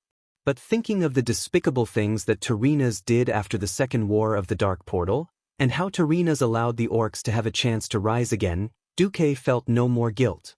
Anyway, there was a high chance that Lord Darren would still have to kneel. Instead of letting this innocent princess become homeless, why not I, Duque, be kind and adopt the homeless princess in advance? Duque righteously encouraged the Mediva's moral integrity, his face full of holiness that was even more holy than a paladin's. Yes, Kuria. Everyone has the right to pursue freedom. If one is like a puppet for the rest of one's life, bound by bloodline and rules, can that still be considered as having truly lived? Kalia's defenses were completely shattered. She didn't even know when she was so excited that she held Duque's hand with both hands. She also didn't realize that from this angle, Duque could see the peak of the mountain. Then my father, mother, and my brother. Kalia suddenly showed a trace of pain. With or without you, Arthas will be crowned king. Lord Darren will still be the most powerful kingdom in the world. Duque, who knew the direction of history, lied through his teeth. That's true. Thinking of the power of the Rotterdam and her brother's outstanding king's potential, Kalia suddenly felt at ease. Then, when will you take me away? I'm willing to take the risk to bring you out of this cage and bring you to a wider world. But not now. The war between the Alliance and the Horde hasn't ended yet. I can't do anything to break the Alliance. At this point, the light in Kalia's eyes dimmed. But Duque's next words ignited the light of hope in her eyes again. Within this year, the war will probably end. At the latest, within a year. Really? Only a puppy would lie to you. Princess Korea left contentedly. Duque also left. As he left the palace, Duque glanced at Elugia. Even when her family and country were facing great changes, this eldest daughter of the Bara family still followed him obediently. Duque quietly sighed. If he remembered correctly, when this war ended, Tarinas would use the excuse that Eden Pyreus had colluded with the Horde and betrayed the Alliance. As the leader of the Alliance, Tarinas would attack Alterax's territory. As the leader of the Alliance, Tarinas was extremely noble when it came to fighting against the Horde. But this greatness was actually based on two reasons. First, the threat of the Horde was indeed big enough. Second, Tarinas wanted to take advantage of the invasion to unify the 7 human kingdoms and rebuild the new Arathar Empire with Lord Darren as the core. Tarinas' original intention was to expand Lord Darren's influence in the Alliance. But as the war went on, that was not the case. Silverpine Forest was destroyed, and soon Tirisful Woodland would also be in trouble. Now that Lord Darren had almost fallen, King Tarinas did not have the time to think about these things. When he could take a breather, he would probably have to face the tragic situation in his country and the pressure from the powerful alliance of nobles. Disaster relief required money. Reconstruction required money. The people were starving. The nobles were complaining. Yet, the alliance won against the Horde, an outsider, and gained almost nothing. The Horde were a bunch of damn bachelors. They didn't have money, they only had their lives. After this war ended, most of the countries could only silently lick their wounds like beasts. Even as strong as Lordaeron, they would go from rich to poor in an instant. The other countries did not care about Lordaeron because of practical difficulties. By then, it would be very natural for Lordaeron to want to attack Alterac. Not to mention that the Barra family's fief, Caer Darrow and Darrowshire, bordered Lordaeron's territory. It was so convenient and had a perfect excuse. If not Alterac, who would they eat? Of course, this was from Lordaeron's point of view. To Duque, he was very unhappy. When the alliance fought against the Horde, every family lost money. There was no benefit at all. Why was Lordaeron the only one to gain territory? In his heart, Duque scolded, "It's fine if Lordaeron is a big country. Since we're all the same, don't pretend to be a saint. Isn't it better to be more direct? Hee hee. Terenas, if you're too ugly, I don't mind making you cry."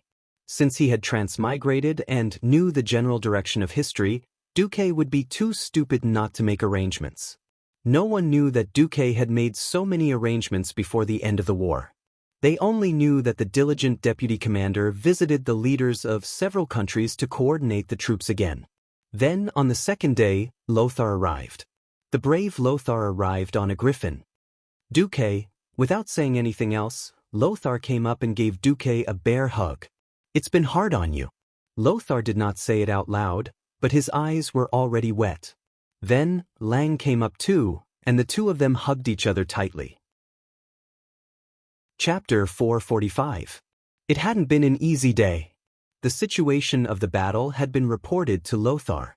Lothar, who knew the army well, was also clear about how advantageous the current situation was for the alliance. If Orgrim really led the elites to attack Rotterdam City, it would undoubtedly be a fatal blow to the morale of the alliance. To be honest, hundreds of thousands of people had died in the war, and the actual number of deaths was definitely more than 1 million. In particular, the lands of the various countries had fallen one after another. If Rotterdam, the symbol of the spirit of the alliance, were to fall, the morale of the alliance would definitely collapse, and the kings of the various countries would only care about themselves. However, Duque managed to defend Rotterdam City. Not only did he manage to defend it, but he also created an opportunity to annihilate the orcs. Even Lothar, a veteran commander who had been immersed in the military for the first half of his life, felt that he was inferior to Linley.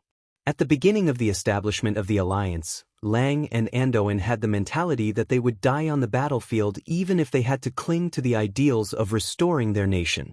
Now, they really saw hope for the revival of Stormwind. The tribe was already weak, and they were just short of a blow to make the tribe go from being on the offensive to being on the defensive. "Well done," Lang said softly, but he had subconsciously tightened his grip. Lang's grip was not as strong as Anduin's, but it was not much weaker. Duque felt a little pain. Anduin, the bastard, glanced at Aurelia, who was waiting quietly not far away, and then solemnly said to Duque, "Duque, it's time for you to train up." *CK. Duque cursed. Almost at the same time, Anduin was almost hit by an arrow. An arrow made of wind brushed past Lothar's head. If it weren't for the fact that the commander had reacted quickly and lowered his head, he would probably have turned from a handsome man with long hair to a bald man. Illyria's noble and elegant demeanor, that smile that would make anyone feel as if they were bathing in the spring breeze. Who would have thought that this Windrunner general, who theoretically belonged to the Stormwind Kingdom, had just assassinated the commander of the alliance? It was over. The highest level of the alliance's military conference officially began. The topic was very simple. It was how to wipe out the two invading tribes. Just as Anduin arrived at Rotterdam City, Grom Hellscream's tribal army had already arrived less than 30 kilometers to the west of Rotterdam City. Of course, the Silverpine Forest's southern army led by Lothar was also 30 kilometers behind this tribal army. After confirming the battle report again, Anduin raised his head and asked Duque, "Are you sure the tribe in the west doesn't know about Ghoul Dan's betrayal?" Duque shrugged. "I can only say 90%. After all, there is no magic communication in the tribe. Moreover, I've already ordered Kudrin's griffins to intercept any messengers from the tribe's dragon riders day and night. Kudrin's rumbling voice sounded. My compatriots have tried their best.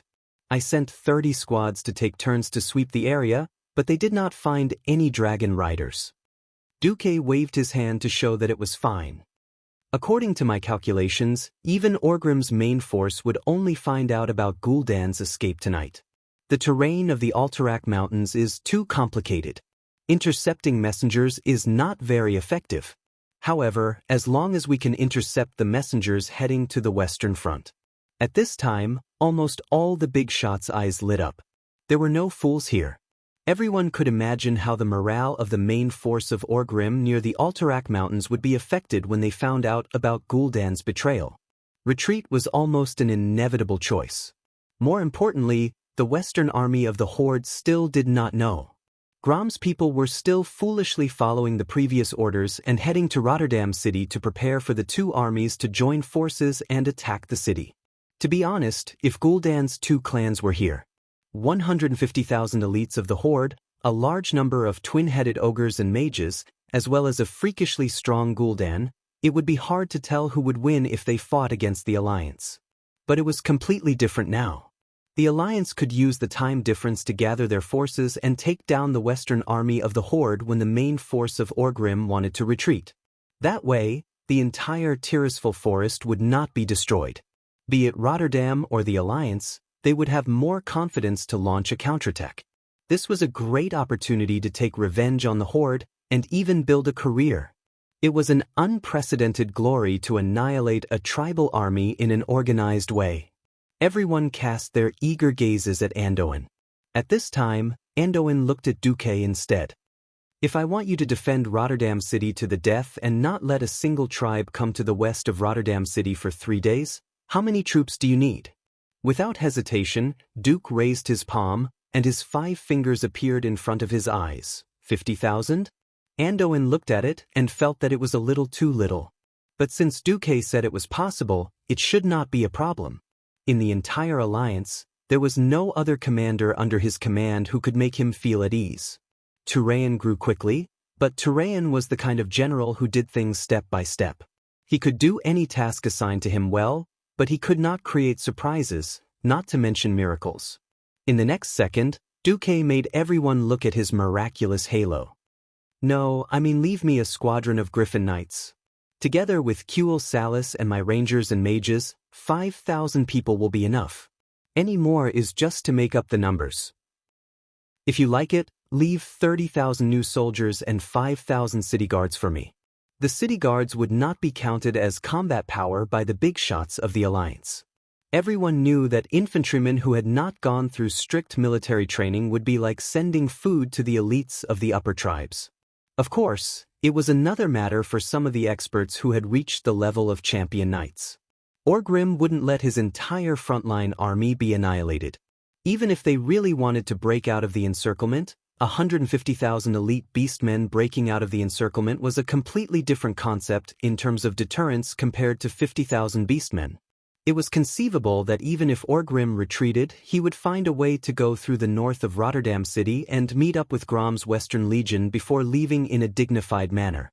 Without a complete defensive line, the Alliance would have no choice but to send the 150,000-strong horde out of the northern continent as if they were sending off a king. As for when they would launch a counterattack on the southern continent, only God knew. Now, Dooku actually boasted that 5,000 men would be enough?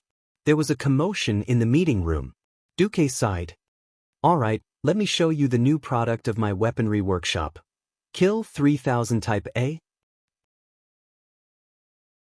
Chapter 446. Kill 3000 Type A? What the hell was that? Many of the leaders of the Alliance were confused, such as King Salas of Stormguard and General Haas of Alterac. Only those who had worked with Duque before had a strange look on their faces. Apart from Duque's human-like appearance, anyone would think that Duque was a dwarf in human skin just by looking at his so-called inventions. Yes, it was those guys in the furnace fort who had wild ideas. No, they had wild ideas. Goblins loved explosions. Explosions were the art of the goblins. When they blew up their enemies, they would also send themselves to hell. Dwarves loved to court death. Unreliable inventions were the hallmark of the dwarves. Before the fall of Nomarigan, seeing the dwarves spend a lot of money on all kinds of unreliable inventions was enough to give the kings of the Alliance a heart attack. But Duque was definitely an exception. He did not have many inventions, but each one could completely change the situation on the battlefield. From the FFF flamethrower, which was famous for roasting orcs in the western battlefield, to the demon spirit, which forced the trolls to jump into the river in the eastern forest. Although there were only 2 inventions, Duque had the confidence to use them for military purposes, mass production. And it was a huge success. Now, at the most critical moment, there was a new invention? The leaders of the Alliance were stunned. Duque snapped his fingers. "Please come to the Imperial Garden." Your Majesty Menethil, please inform the guards in the palace not to panic when they hear the explosion." Terenas nodded. The show began. After a loud explosion, the leaders of the Alliance were shocked. "How much of this do you have?" 5,000. "Not enough." Anduin and Terenas said in unison. Duque shrugged. "I'm out of money. I don't have enough gunpowder. You know how greedy the goblins are." Terenas panicked. "If I give you the money immediately, how much can you make in the shortest time possible?" 50,000 in 24 hours. This battle concerned the safety of Lordaeron City. If they failed, or if Lordaeron City fell before the Western Legion was destroyed, Terenas would not even have a place to cry. Knowing that Duque should have some cash on hand, Terenas had no choice but to give Duque 2 million gold coins. Just like that, as the Alliance prepared to encircle and annihilate him, Orgrim was forced into a corner. First, the troops that he fell behind were ambushed by the Alliance. The Silver Hand Knights, who were supposed to help the main force of the Rotterdam retreat, actually used griffins to carry them to the Alterac mountain after getting rid of the tribe's pursuit. These were the most capable elites of the Alliance. They directly attacked the rear of the tribe on the mountain path. The number of Knights of the Silver Hand was barely over 100, but each of the paladins could fight against 10 or even 100. The tribe, which originally had the advantage of individual soldiers in the mountains, was directly defeated by the Silver Hand.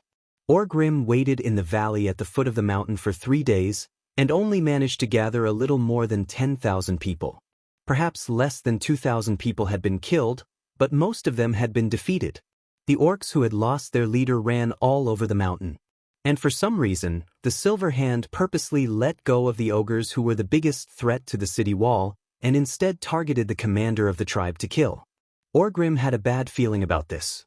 On the same day that Lothar arrived at Lordaeron City, Orgrim finally received a piece of news that he did not want to hear. "Great Chief!" Orgrim glanced around and saw one of his soldiers pointing to the sky. Could it be that more griffins were coming? He thought in disgust.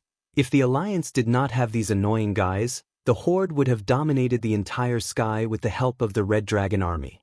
Unfortunately, before Zuluhid brought back a new batch of red dragons from the grim battle fortress in the wetlands. The Horde had no choice but to watch the griffins shit on their heads every day and monitor their movements. But Orgrim was still worried. These dwarf griffin knights were very strong, their mounts were fast, and their stormhammer was as deadly as the orcs' warhammers. Although they were small, they could not be ignored. So if more griffins were to attack, he had to make sure that the trolls were ready to fight. The black shadow grew bigger and bigger. Its body was very long, and it was obvious that it was not a griffin.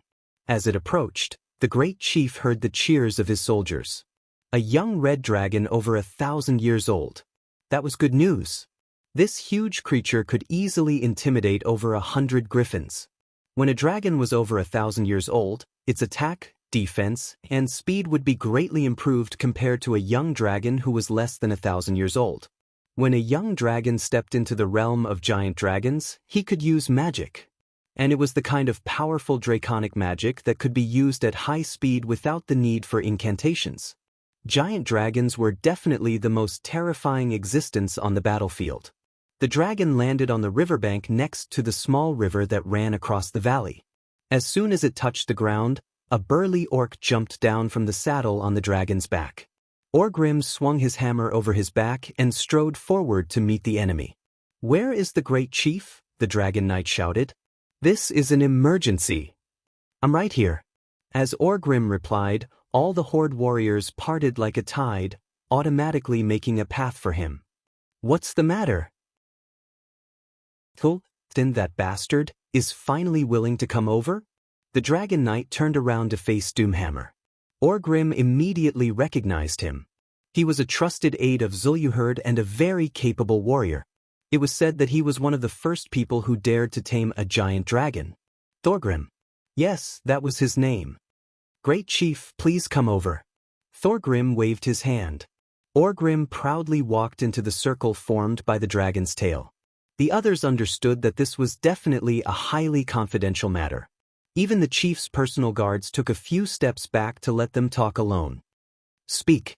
Before Thorgrim spoke, his broad face had a strange and complicated expression. Orgrim could see that there was anger, confusion, and even shame and fear. Thorgrim did not dare to look the great chief in the eye. "Gul'd and escaped.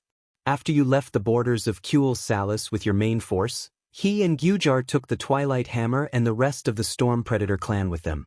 After they reached the hinterlands, they sailed into the Endless Sea and headed south." Chapter 447. What? Impossible. Only then did Orgrim understand why Torghese had such a complicated expression of fear on his face. In his rage, he felt the blood in his body boil. His hand gripped the handle of his hammer so tightly that the wood of the handle made a cracking sound. Orgrim couldn't control his emotions at all. He pulled out his warhammer and swung it in the air, drawing a dark arc in the air. Asterisk bang. Asterisk, the hammer smashed into the ground, and it sank deep into the ground.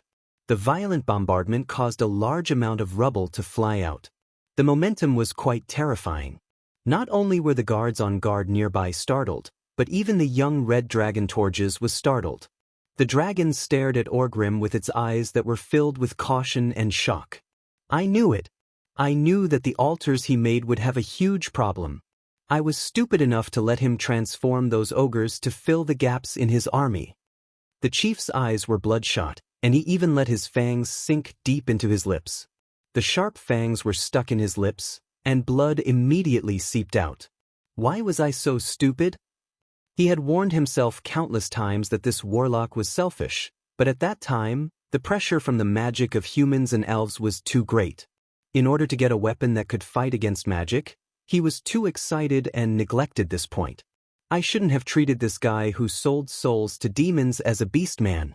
The thousands of years of beastman rules made Orgrim ignore Gul'dan. Before the establishment of a tribe, the beastman clans always used the bravest method to resolve all conflicts. If there were any objections, they could meet at Makagora. Once the winner was decided, the loser would unconditionally obey the orders of the winner. Gul'dan was too cunning, so cunning that he was not a beastman at all. He did not resist Orgrim's annihilation of the Shadow Council, and he humbly submitted to the chief. Then, he was even more human than the despicable humans, and when the tribe needed him the most, he cheated the entire tribe. "Great chief, Zul'Uherd suggested that we should send out a hunting team to punish these traitors. Gul'dan's sorcery cannot protect all the ships, but we can give him enough pain. Great chief, please give the order." While Torghese was waiting for the great tribal chief's order, another orc ran over. Sobek, the young second-in-command of the Blackrock clan.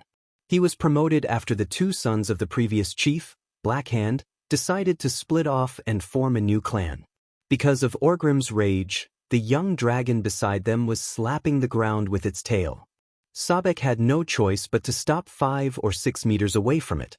"Great chieftain, Hellscream's army is already not far from the west of Lordaeron. Should we attack now or wait for Gul'dan? When Gul'dan and the others come, we'll have more people." Orgrim smiled bitterly. However, his thoughts were still moving very quickly. "More people? No one else will come here." Sobek's face was full of shock. "Gul'dan betrayed us." Orgrim looked at his assistant and told him what had happened with great difficulty. Then what should we do? Sobek immediately suggested angrily. Betrayal must be punished severely. We should immediately go back and wipe out Ghoul, Dan and his clan. Are you out of your mind? Grom's Warsong clan is attacking the west gate of Lordaeron as agreed. Are you going to abandon our brothers and take revenge on your own? Orgrim roared. Both Sobek and Togiz were speechless. Togiz set off immediately. Inform Grom to stop attacking the human city. Tell him and his people to attack the human camp in the north.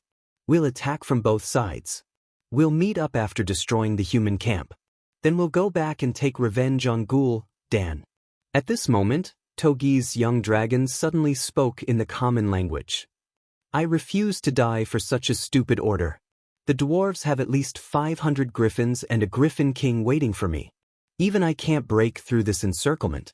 Orgrim's gaze suddenly sharpened. You mean the alliance was prepared? It seems so.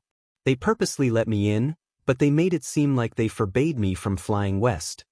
When the dragon said this, Orgrim was shocked. He suddenly thought of a possibility. Could it be that the humans already knew that Ghoul, Dan would betray them?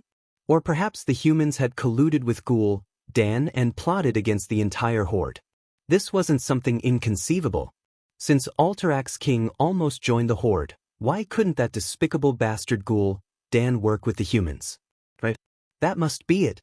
Orgrim could almost imagine that the damned Duke Marcus was gathering all his forces to prioritize the extermination of the exhausted Western Legion.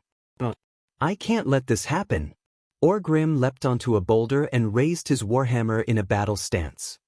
He roared at the warriors and the chieftains of the smaller clans who were looking at him. Ghoul, Dan betrayed the Beastmen. He betrayed the entire horde. The Duskhammers and the Stormskimmers have taken our ships and are heading south. As soon as he finished speaking, the beastmen around him erupted into a frenzy. They raised their weapons high and cursed Ghoul, Dan in the most vicious manner possible. Everyone stared angrily towards the south, as if Gul'dan and his lackeys were just a little behind the horizon. Now, the glory of our people has reached a moment of life and death. But at the same time, our brothers from the Warsong clan are surrounded by 300,000 human soldiers. So, we must first take down the human camp in the north, then seek revenge on Ghoul, Dan. Orgrim's strategy was completely correct. He had always been a qualified leader, looking at every problem from the perspective of the entire horde. However, he neglected one thing. The horde was still made up of many clans. This time, his words didn't receive a warm response. Most of the beastmen looked at him silently, no one responding to his call. Orgrim was shocked. He understood what the beastmen were thinking. Since the glory of the horde was the most important, since the glory of the horde is the most important, then we should first deal with that traitor Ghoul, Dan. The Warsong clan? Weren't Grom Hellscream's Warsong clan very good at fighting? Let them deal with it themselves and the humans catch up. Chapter 448. Orgrim's hands were trembling from the shock and the rage he was suppressing in his heart. Victory was only one step away from him. He had thought that he would only need a few more days to take over the most important city of the Alliance and crush the will of the Alliance, turning them into stray dogs that would scatter the moment they met the horde. Now, he no longer had that chance, and the chances of victory were slim. But in his heart, glory was always the most important thing. Orcs who lost their glory were worthless. Killing the enemy was glory. Saving their brethren was glory. Killing the traitors was glory too. None of these could be left out. But why was everyone so eager to kill the traitors first? Orgrim saw the fear and hesitation in the eyes of the lesser chiefs. Fear? Hesitation? Were they still orcs? Just as Orgrim was about to explode, he suddenly saw a huge flag the size of the city gate rise from the east gate of Lordaeron. It was that damned Duke Marcus Blue Storm flag again. The chief's body trembled involuntarily. He understood now. This was the consequence of his failure to win against Duque. It was a huge explosion after accumulating so many times. Most orcs were innocent. Without so many twists and turns, they didn't know what a strategic retreat was. They only knew that their chief had never won against the owner of the Blue Storm flag even once. Or rather, winning was still considered a loss. When he refused to attack Kuel Salis, he was once again thought that he was afraid of Duque. Or rather, these lesser chiefs who had suffered under Duque no longer had any hope of winning against Duque.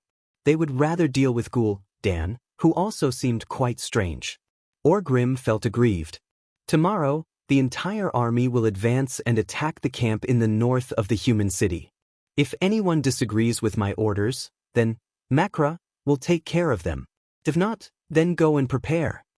Orgrim forcefully used his authority as the chief to approve this attack plan. After giving orders to the chiefs and their deputies, Orgrim was the only one left. The next day, Grom saw smoke rising from the other side of Lordaeron even though he did not receive any specific orders from Orgrim. One far away, two near. 3 smoke signals. This is the signal to attack. Smoke was a simple form of communication and could only be used to send simple signals. Seeing that the humans did not stop them from attacking the city, Grom subconsciously thought that Orgrim was pressuring the humans. From the very beginning, Grom had been attacking with his entire army. In less than half an hour, there was good news. "We're about to take the gate," an orc roared. Grom Hellscream's rugged face broke into a smile. Victory was right in front of them. Before this, no matter how many warriors he sent, they would not be able to take down the thick defensive line between the Silverpine Forest and the Tirisful Woodlands, but the situation had changed. While passing through the line of defense abandoned by the humans, Grom saw with his own eyes a large number of fire-breathing iron lumps abandoned by the side of the road. To the orcs, moving those heavy things was not a problem, but it would be difficult for the humans to use carriages to move those things on the narrow forest muddy roads. Obviously, Orgrim's attack on the main city of the Alliance from the east had caused a lot of panic among the humans. In the many days of marching, Grom saw many abandoned supplies, and even wounded soldiers who committed suicide in despair. The humans were panicking. That was what Grom was sure of. Actually, his judgment was not wrong. Before returning to Lordaeron, if not for Duque's plan, the entire Lordaeron army would have been defeated by the Horde's western army. Even if they did not, other than Mograine's Scarlet Cross, the rest of the Lordaeron army would not have much combat power. Now, the city gate had been severely deformed by the relentless attacks of the orcs. Once the gate was breached, his warriors would be able to rush into the city, kill the remaining guards, and raze the city to the ground. With this as a stronghold, they could quickly occupy other parts of the continent, drive the humans to the coast, and push them into the sea. In the end, the continent would belong to the Horde, and they would end this war and start a new life. After holding back for so long, Grom finally saw hope. He carried his famous huge axe, Bloodhowl, in the Alliance and the Horde and watched his soldiers attack the city gate once again. If only the 2-headed ogres were here, Grom could not help but think. Those big guys would be able to climb up the city wall and use their weapons to carve a few holes in the thick stones. However, he was curious. Why did the battle cries sound like they were coming from the north of the city? Shouldn't it be better to attack the east gate if they wanted the humans to be distracted? But at this moment, there was a roaring sound from behind the city wall in the distance. Wind? Where did the wind come from? Looking from afar, a large golden cloud was gathering above the city gate at a speed visible to the naked eye. Then, accompanied by a golden bolt of lightning, it struck the orcs who were attacking the city gate. Suddenly, the black oil that had floated on the moat was ignited. Flames shot into the sky, and almost instantly, the orcs who were crossing the moat and climbing the city wall were burned into human-shaped torches. Fire? It's fire again? The golden thundercloud continued to gather in the orcs' direction. A few bolts of lightning fell on the orcs' huge siege weapons, exploding in the midst of the orc infantry who were hiding behind the siege weapons and dodging arrows and javelins. With a few loud booms, flesh and blood flew everywhere. Grom's heart was bleeding. Those were the elites of the Warsong tribe. They had been through hundreds of battles and the baptism of fire in Silverpine Forest. They were wearing the thickest armor of the Horde, and yet they were electrocuted just like that? The golden thunderballs created a few large holes in the ground that could bury dozens of people. The rocks that were blasted into the air, the broken limbs of the orcs, and the pieces of armor that flew out caused secondary damage to the surroundings. For a moment, screams of agony could be heard. At this moment, huge red fireworks rose from the north, west, and south of the orc army. Suddenly, a loud horn sounded from the three directions at the same time. 3 to 4 kilometers away, what looked like a forest suddenly became a blur. Then, rows of humanoid figures wearing silver armor appeared in front of the orcs. The silver wave surrounded the orc army in the shape of a crescent. It felt like there were countless human soldiers. Their numbers had long surpassed the orcs' mathematical abilities. Ordinary orcs only knew that there were a lot of humans. Chapter 449. This number could not be described in any beastman language. On such a vast piece of land that was measured in kilometers, the line of soldiers could actually form a row. Under the guidance of the drums, the human army marched in an orderly manner, covering each other and sealing off any possible escape route for the beastmen. On the southern lake, many warships sailed towards the lakeside at high speed. Their hulls were parallel to the shore, and they opened up the wooden planks that blocked the cannons, preparing to fire. Where did the humans find so many elites? Grum cried out. After fighting with the humans for so long, he could tell which were the elites and which were the farmers. It had nothing to do with equipment. Those who stood in a crooked straight line were the farmers who were delivering food to the beastmen. Those who were neatly dressed and lined up in a clear formation were mostly the elites. Of course, this also depended on how shiny their armor was. For example, if the Lordaeron army had shiny armor, Grum would not have a headache. That was because it was likely that they were just guards of honor. Those whose armor was much duller and had many spots on their shields were the veterans that the beastmen did not want to meet. At this moment, they were all elites who had been through hundreds of battles. In the north, those who wore blood-red armor with white edges were their old rivals. They had fought against the Lordaeron Scarlet Cross many times. In the northwest, those with a blue griffin flag with golden edges were the Stormwind Griffin Legion that Orgrim had mentioned many times. In the west, those who carried huge brown tower shields and a few long spears were the Dalajan infantry. The Dalajan infantry had never been the focus. The focus was on the mages hidden behind them. If they could not break through the infantry's defenses within 3 minutes, they would immediately be taught a lesson by the magic shot from the rear. Grom suddenly understood why Orgrim wanted to attack the human camp in the north. He wanted to open up a path of blood and rescue the Western Legion. Grum made the correct decision almost immediately. Everyone listen up. Abandon all the siege weapons and turn to attack the Red Legion in the north. Being correct did not equal to being effective. When Mograine, who was leading the army, saw that the orcs were attacking them as Anduin had predicted, the future legendary High Lord sneered. You shall pay for the sin of destroying the Silverpine Forest with your lives. The neatly advancing army stopped the moment Alexandros Mograine raised his fist. The warriors at the very front used the spikes at the bottom of their tower shields to fix their shields deeply into the thick grass. Every 5 meters or so on the battlefront, a path would be opened up, allowing a group of unarmored young farmers with only a basket to run out and pluck the grass on the grassland in front of the formation. In front of him, a veteran with burn scars on his face used his index finger to wipe his saliva. He raised his hand and felt the direction and speed of the wind. Very good. As expected, he has the upper hand. Just before the orc army arrived, the boys plucked all the grass and quickly retreated. Then, a large group of weird-looking fellows with huge metal cans on their backs and half a shield in front of their chests walked out from the formation. They also had a large metal pipe on their right waist. The appearance of these fellows gave the commanders of the tribe a bad feeling. When they rushed to the front and saw the 3 words, FFF, on the shields on their upper bodies, everyone knew that their bad premonition had come true. Fire. Monstrous fire. More convenient flamethrowers and even more flamethrowers. Hundreds of flamethrowers formed a belt of death that blocked the tribe's only escape route. The most disgusting thing was that the shields connected to the cans helped those fellows block most of the weapons thrown at them. Wanna leave? Sure. But please go to the fiery hell first. Grom had no choice but to let the few warriors of the Blackstone clan take the lead. On the other side, Orgrim's attack had also suffered a huge setback.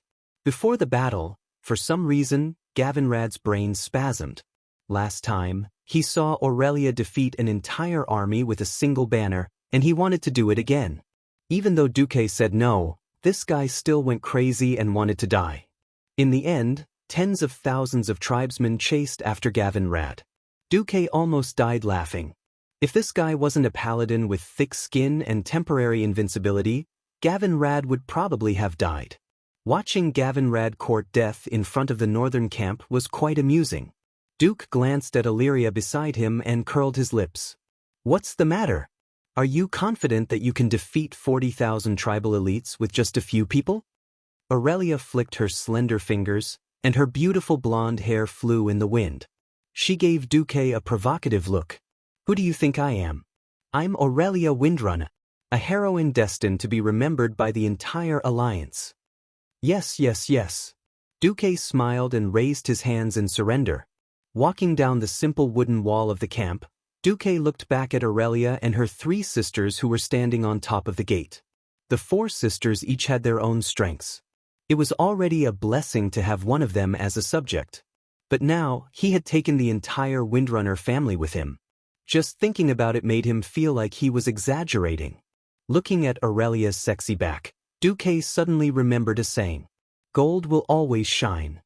Orgrim's army began to charge. Then, they were attacked by the High Elven Rangers. Elven Rangers! The orc commander roared when he saw the archers' posture. The orcs immediately used all sorts of methods to protect their vitals. After experiencing the Battle of Quell, thus, even if they had never faced the Elven Rangers directly, these orcs still clearly knew that these Elven Rangers with unreasonably accurate archery were the nightmare of all orcs. Trolls and orcs were all races with strong vitality. If they did not hit their vitals, they would not die immediately. In the early days of the Elven Forest, there were many orcs who were like porcupines, with hundreds of arrows stuck in their bodies and continued to fight. It was indeed easy to scare the humans. But now, it was different. A green light that was almost the same color as the grass flashed past. The arrow actually hit the shoulder armor of a charging orc, and then refracted, piercing through the neck of the unlucky orc. Then, it hit the eye of the orc behind it with blood splattering everywhere. Another example was a powerful orc sword saint who deflected an arrow aimed at his face, only to find out that the arrow had killed an orc companion on his right. Chapter 450. There was no locust-like momentum. There was no storm of arrows. It was these silent arrows that caused a large number of beastmen to die without a sound. Instead, it created a terrifying atmosphere. Defense seemed to have lost its meaning. It seemed like it was a matter of one arrow. The charging beastmen were enraged.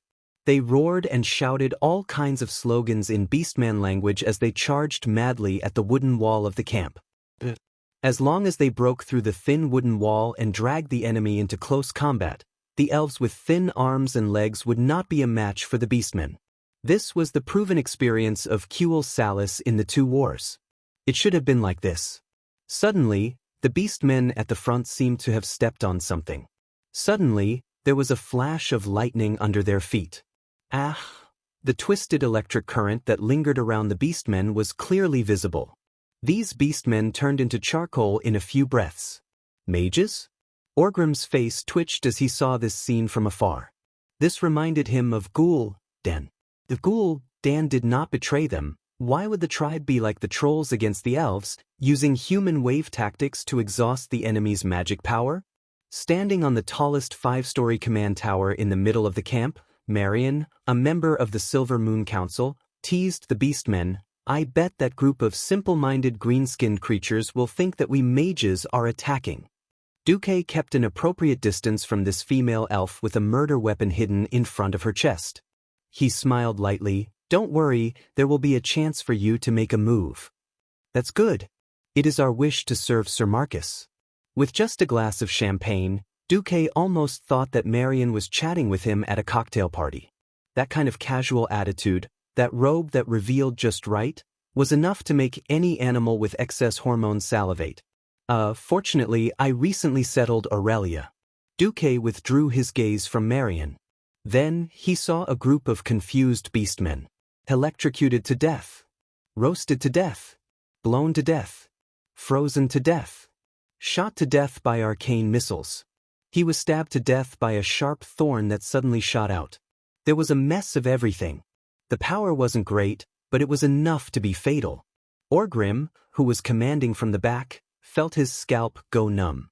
If the humans used simple weapons such as flames, he could use the Blackrock tribe members to charge through. For example, he could summon a frost troll to deal with frost. But unless it was a warlock with a demon hound, no orc would have such high magic resistance to the endless attacks. Fortunately, there were still some intelligent orc commanders who saw through it. Watch your step. Even though those things were disguised, they still revealed their true appearance. They were disc-shaped objects covered in grass and mud. The moment an orc stepped on it, it would be triggered. It didn't matter what kind of equipment you had or what clan you were from. Once you stepped on it, you would either die or be crippled. Alright, here comes the problem. I have to pay attention to my feet. When I charge, I won't be able to charge fast, and I won't have the energy to defend against the arrows coming from the walls. He had to pay attention to the arrows, and he forgot about his feet. The orc's violent charge, which seemed to be able to drown everything in the world, suddenly slowed down.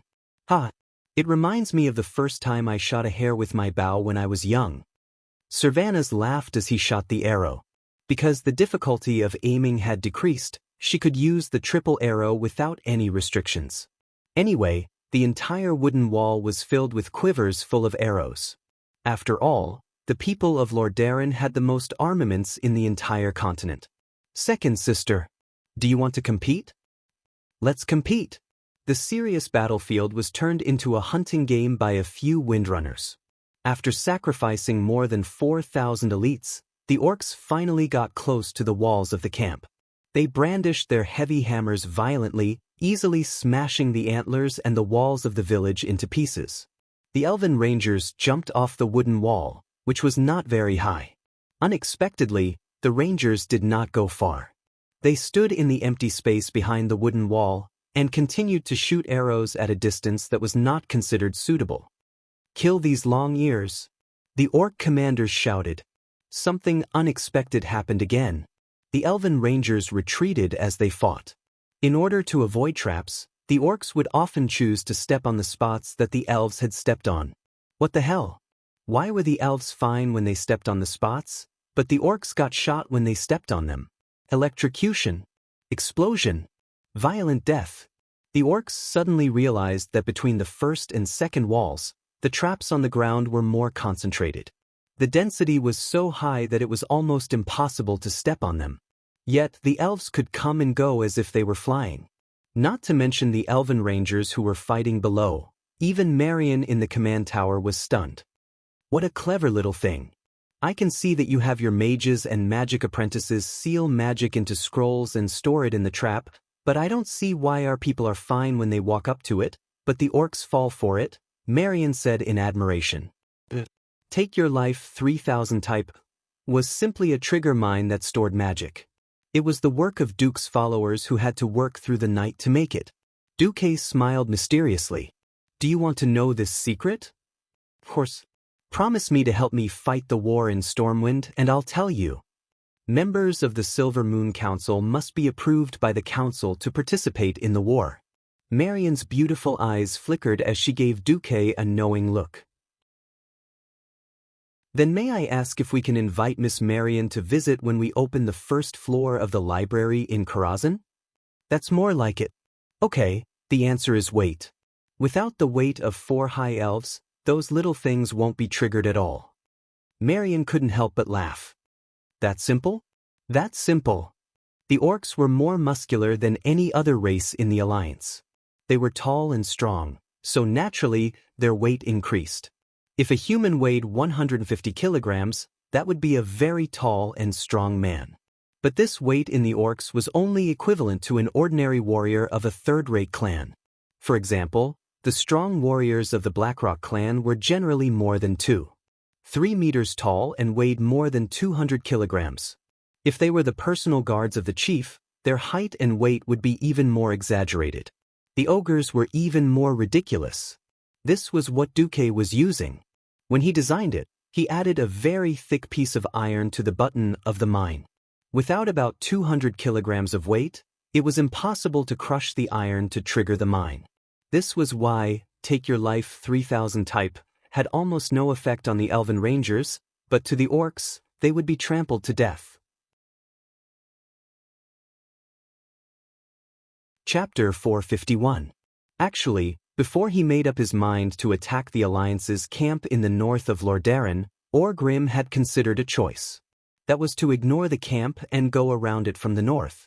Then the chief gave up. Firstly, the Alliance's camp was too big. It was at least 10 kilometers wide. Secondly, further north, for some reason, was a swamp that stretched for at least 20 kilometers. Of course, Orgrim didn't know that his scouts had encountered a swamp spell created by an elven mage. Also, the swamp behind them was just an illusion. After losing the support of Gul'dan's magic, the Horde became blind in this aspect. Orgrim could only choose to either break through the Alliance's camp or go around 60 to 70 kilometers to get to Grom's Warsong tribe. Obviously, taking such a long detour was a very dangerous choice when there were strong enemies around. This was a round trip. It wasn't strange for thousands of troops and horses to charge out of the Alliance's camp midway. Orgrim chose to attack the camp. The Horde attacked the Alliance in a calculated cone-shaped formation. In the middle were the ogres and the elites of the Blackrock tribe. On the flanks were the trolls. After a lot of sacrifices, the Horde's attack smashed the Alliance's line of defense like a sledgehammer.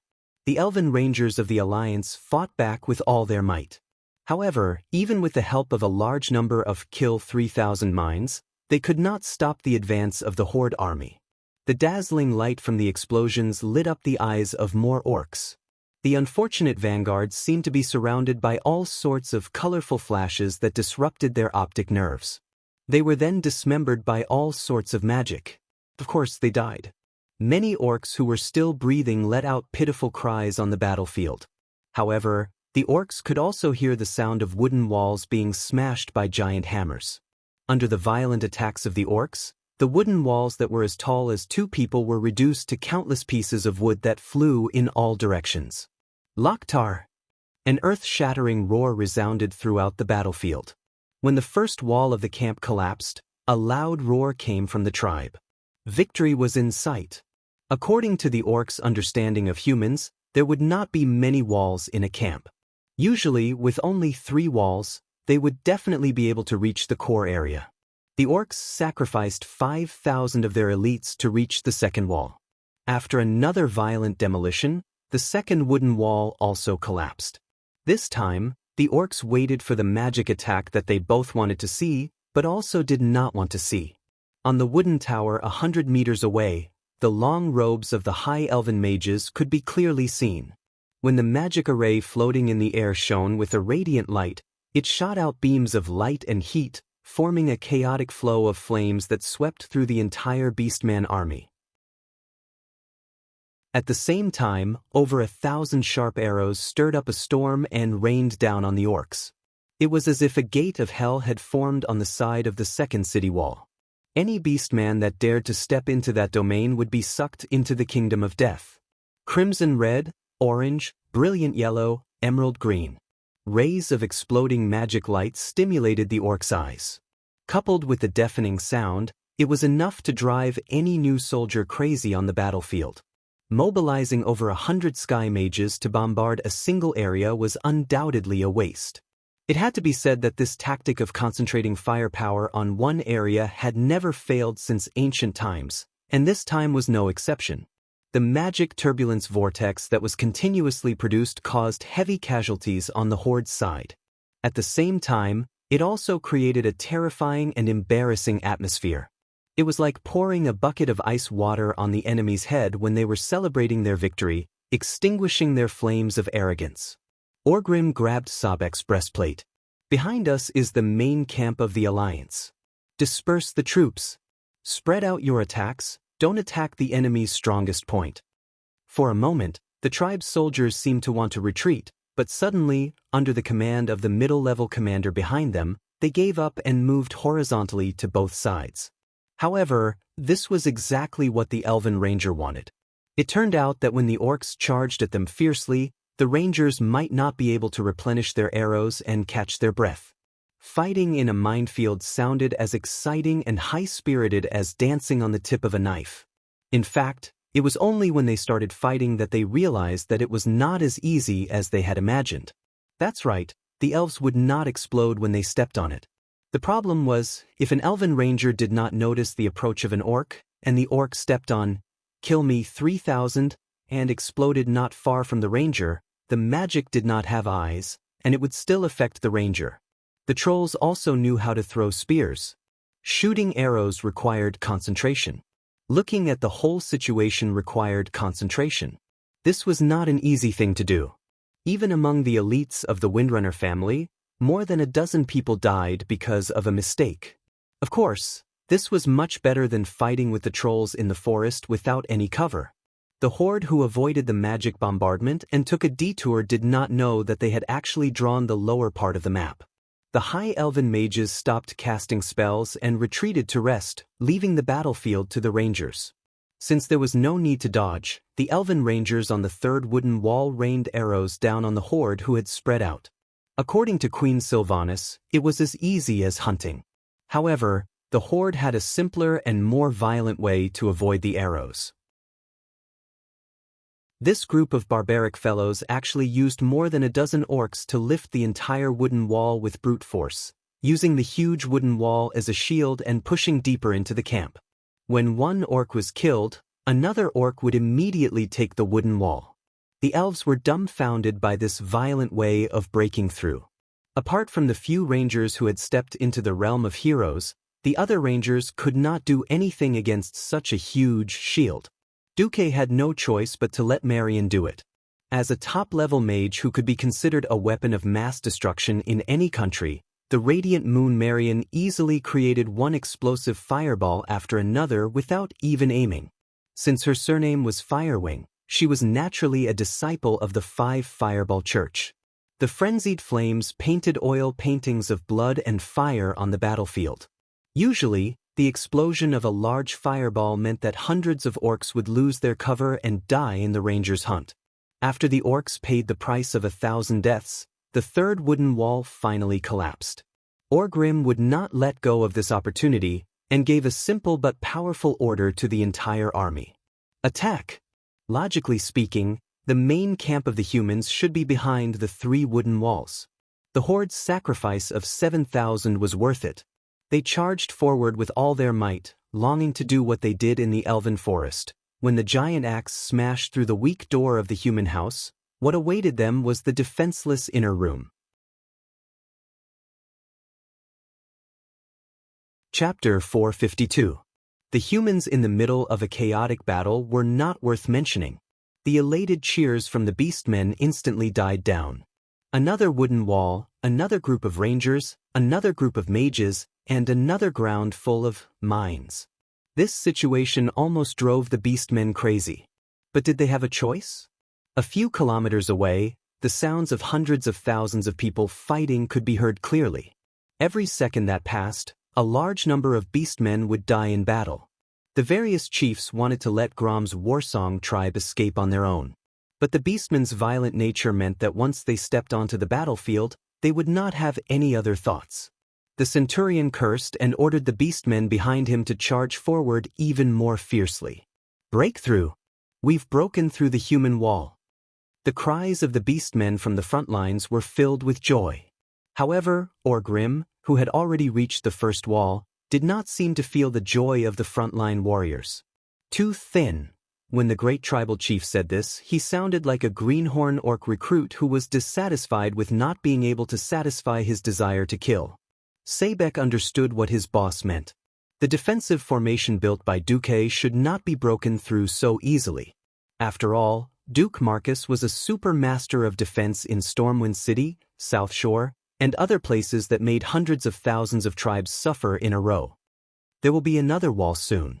Almost as soon as he finished speaking, the messenger at the front lines came to report that there really was another wooden defense line. With agility that did not match his size, Orgrim climbed up a human archer tower that had yet to be destroyed and looked towards the human camp. He thought that he would see the inside of the human camp. The great chief was disappointed. The Alliance had obviously used some kind of magic. Above the new wooden wall, there was a thick fog that looked like a thick soup made by a wizard. It was impossible to see through. Magic. Magic again. This kind of non-offensive spell would not consume too much of the opponent's mana, but it was effective in making Orgrim feel defeated. Just how many wooden walls did the humans have? Now that this one has fallen, there might be another one. Orgrim's bad premonition came true in less than 15 minutes. At this moment, Orgrim finally understood Duque's sinister intentions. Despicable Duke Marcus, he doesn't have many soldiers. Orgrim had finally guessed correctly. All of Duque's troops added up were only a little more than 8,000 people. Less than 5,000 of them were actually involved in the battle. Not only did he not invest a lot of troops, but he also did not invest a lot of landmines. Orgrim thought that Duque was so rich that he would really kill you 3,000 all over the camp. This was actually an illusion. At this moment, behind the wooden wall where Duque was, close to 1,000 recruits were busily laying mines. They put the mines on the ground as carefully as possible and covered them with grass and dirt. And they were all following Duque's orders, laying mines according to the direction of the tribe's breakthrough. They wouldn't even place a minefield that was more than 100 meters long. Beside Duque, Aurelia, Lilith, and Hadgeron were wiping their sweat and resting. "Are you tired?" Duque. Aurelia replied with a confident smile. "It's more intense than a warm-up." Duque glanced at the rangers under them. Although they had not reached the point of exhaustion, they had clearly exhausted a lot of their energy. Duque had set up so many lines of defense to deplete the energy of Orgrim's elites. If they did not rotate, what would it mean if they exhausted their energy first? At this moment, a magic message came. It was from Lothar. "Duque, how's the situation on your side?" Looking at the excited and nervous Lothar in the magic mirror, Duque answered Lothar with what everyone in the Alliance called a confident smile. "Hey, Anduin, I've prepared 18 levels of hell for Orgrim from the first day for today's battle. Oh, it's 18 lines of defense. Unfortunately, the tribe didn't work hard enough, and they've only reached the 6th line of defense after fighting for so long." Duque shrugged, looking like he was trying to say, "Don't blame me for not being serious, just blame the tribe for not putting in enough effort." Not only did Lothar laugh, but even Aurelia laughed out loud. Duque was mesmerized by Aurelia's beauty. Lothar face-bombed, thinking, "It's so convenient to have a girlfriend who can fight." Even in the army, no one would dare to say anything bad about Duque. Ahem ahem. Lothar pretended to cough. "But how long do you want me to hold on for? 3 days or a week?" If Orgrim heard Duque's words, he would probably be infuriated to death. It was Lothar's turn to feel embarrassed. He had transferred so many of Duque's troops, and even made Duque do the hardest and dirty work. Lothar hurriedly said, "No, no, no. It'll be good enough if you can stop the tribe for 2 more hours. Of course, if you can hold on until this evening, I can guarantee that not a single tribe will escape alive." Lothar's progress was indeed going well. With the army on 3 sides, the tribe seemed to Lothar to be in a desperate struggle. If they could let the Western Legion of the tribe escape, then the elite soldiers of the Alliance would be too stupid. The only variable was on Duque's side. If Duque couldn't hold on, then Lothar could only prepare early and kill as many as he could. Now that Duque's side was as relaxed as if he was on a field trip, Lothar was relieved. To reassure Lothar, Duque even showed Lothar the scene of the battle.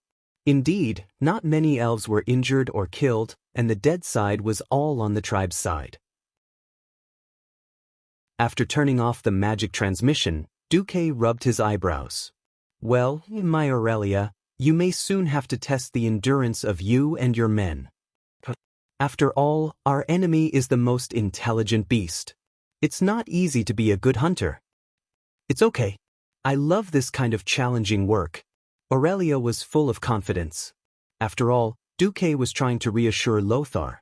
If the big boss of the tribe was really so brainless, the alliance wouldn't have fought for so long and so badly. The enemy was Orgrim. After breaking through the 5th level, Orgrim touched his chin. Sebek, take 10,000 men and attack from the swamp. But, no buts. I suspect the swamp is fake. Sebek did as he was told. 20 minutes later, Sebek led 10,000 warriors to the north. But as soon as they approached the swamp, they ran into the impenetrable fog and the real swamp. Duque specially arranged for 2,000 city guards and 2 ranger squadrons to cover Marion's mages. They directly used thick fog and swamp according to the direction of the tribe's attack. Unable to resist the magic of the alliance, the chief was very depressed. Then he immediately split the attacking tribe into 3 groups and attacked at the same time. In the end, they encountered a swarm of monsters and spirits. Chapter 453. To be honest, this was not the first time Orgrim had seen these things. It was these mechanical creations that he could not understand that had ruined many of the ancestral Gold's men. It had also turned a long-distance raid that could have been written into a textbook into a laughable empty run. The red lights that covered the mountains were eye-catching and blinding. It seemed meaningless, but it was a declaration of danger to every beastman. What should they do? Attack. These things are not dangerous. A centurion said. Based on past experience, this was indeed the case. These things that covered the mountains might be able to blast out hidden trolls, but they were not aggressive. Perhaps in the eyes of humans, these things were no different from the crude axes that the beastmen made themselves. This centurion took the lead and rushed over first. He flew up and kicked the body of a squalling demon spirit. The Yao flew away like a broken ball. If it was in the past and his experience was correct, he would have no problem doing so. But now, bang! With a loud noise, the Yao exploded. The huge impact sent the centurion, who weighed more than 300 to 400 kilograms, flying into the air. Pieces of metal splattered all over his ugly face, and he was instantly blinded. What was more terrifying was that even though the armor blocked the fatal blow for him, the explosion still blew off one of his legs. A centurion who was not very famous in the Blackrock tribe was crippled just like that. At this moment, the Yao in front of them suddenly sped up and charged towards the Horde army. No. Stop them. Only now did the Horde realize that most of the trolls who were good at long-range attacks were already dead. If they had the guts, they might have been able to survive by throwing the only weapon in their hands. But if they were really close, the explosion was enough to break any beastman's arm or leg. Boom, boom. Following the continuous explosions, the elven rangers on the other side started shooting arrows at the wooden wall again. Suicide bombing was an almost unsolvable problem even before Duque traveled to this world. To Duque, the only problem was that he had not found the remote detonation technology. These Yao that charged forward were all loaded with bombs, and Duque used the system to control the magician's hand to detonate them. Even so, it was enough to make Orgrim's scalp tingle. Attacking isn't. It wasn't like he didn't attack. The losses were already great. The tribe was not afraid of sacrifice, but what the tribe was most afraid of was this kind of fruitless cutting of flesh. 10,000 people had died in total. Apart from tearing down 6 of the Alliance's wooden walls, they didn't kill anyone else. Including the trolls' spears, the Alliance's casualties definitely did not exceed 300 people. The huge casualties caused the beastmen's hearts to waver. Orgrim's army was only left with 30,000 people. Now, there were only 20,000 orcs left, and many of them had low morale. How were they supposed to fight? Duque, who was standing on top of the tower, was very patient. He had not made a move yet. Or rather, it was not yet time for him to act. The core elites of Orgrim did not move. Those 10,000 people were the last elites of the Blackrock tribe. These 10,000 people were not to be underestimated. The system elf gave Duque a rare hint. These guys actually had decent magic resistance. Not only was it resistant to fire, but it also seemed to have some resistance to ice and arcane spells. This covered most of the mainstream spells. What made Duque the most uncertain was Orgrim himself. Physical professions were different from magic professions. Mages were divided into 5 levels: Earth, Sky, Morning Star, Radiant Moon, and Breaking Dawn. Physical professions were very vague. They were generally divided into the domain of experts, powerhouses, and heroes. According to Aurelia, it seemed that people like her who entered the domain of heroes would awaken a certain trait. For example, she specialized in speed and agility, and then awakened the additional wind attribute at the storm altar. If he did not find an opportunity to force him to use his full strength, he would probably not know. Originally, Duque wanted to drag the tribe's elites to death. However, a line of system notifications shocked him. Pass the order. Let the Silver Hand fight. As the drawbridge was lowered, the huge east gate of Lordaeron that had been urgently repaired opened with a rumble. A cavalry of thousands rushed out of the gate and stopped less than a kilometer away from the rear of Orgrim's army. The radiance of the paladins could be clearly seen from afar.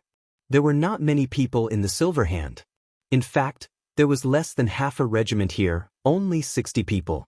Moreover, the most capable fighter, Uther, was not here.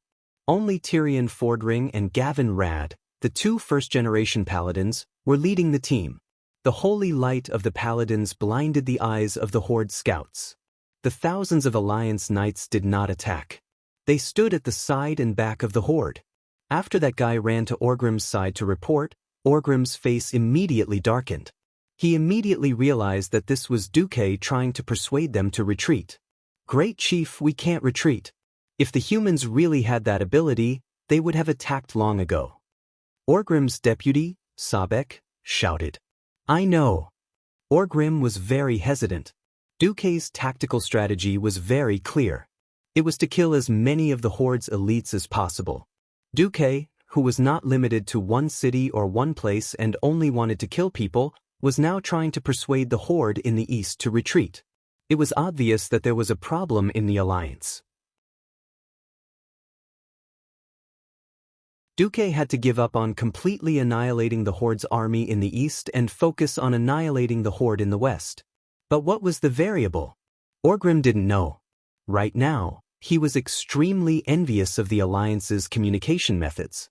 This allowed the higher-ups to quickly grasp any changes in the situation. It was not like the Horde's outdated communication methods, where they had to personally send people to deliver orders. Now it was up to Orgrim to take the gamble. Even though Orgrim knew that the human cavalry at the back of his army was definitely not elite, he still couldn't ignore the existence of this army. If the Horde's numbers dropped to 10,000, the attack from the front and back a few days ago would definitely happen again. Damn it! The giant hammer of destruction smashed into the ground, creating a huge pit. At this moment, the Alliance suddenly counterattacked. With hundreds and thousands of flashing red demons as the lead, nearly 3,000 elven rangers came down from the wooden wall. Amidst the explosions, they slowly advanced while shooting arrows. Orgrim also found out that not every demon spirit would explode. But every one of these flashing red demons looked exactly the same. Orgrim suddenly did something that surprised all his guards. He actually rushed to the front of the formation. His loud roar pierced through the chaotic battlefield and reached the Alliance's formation. Duke Marcus, answer me. Are you colluding with Ghoul Dan?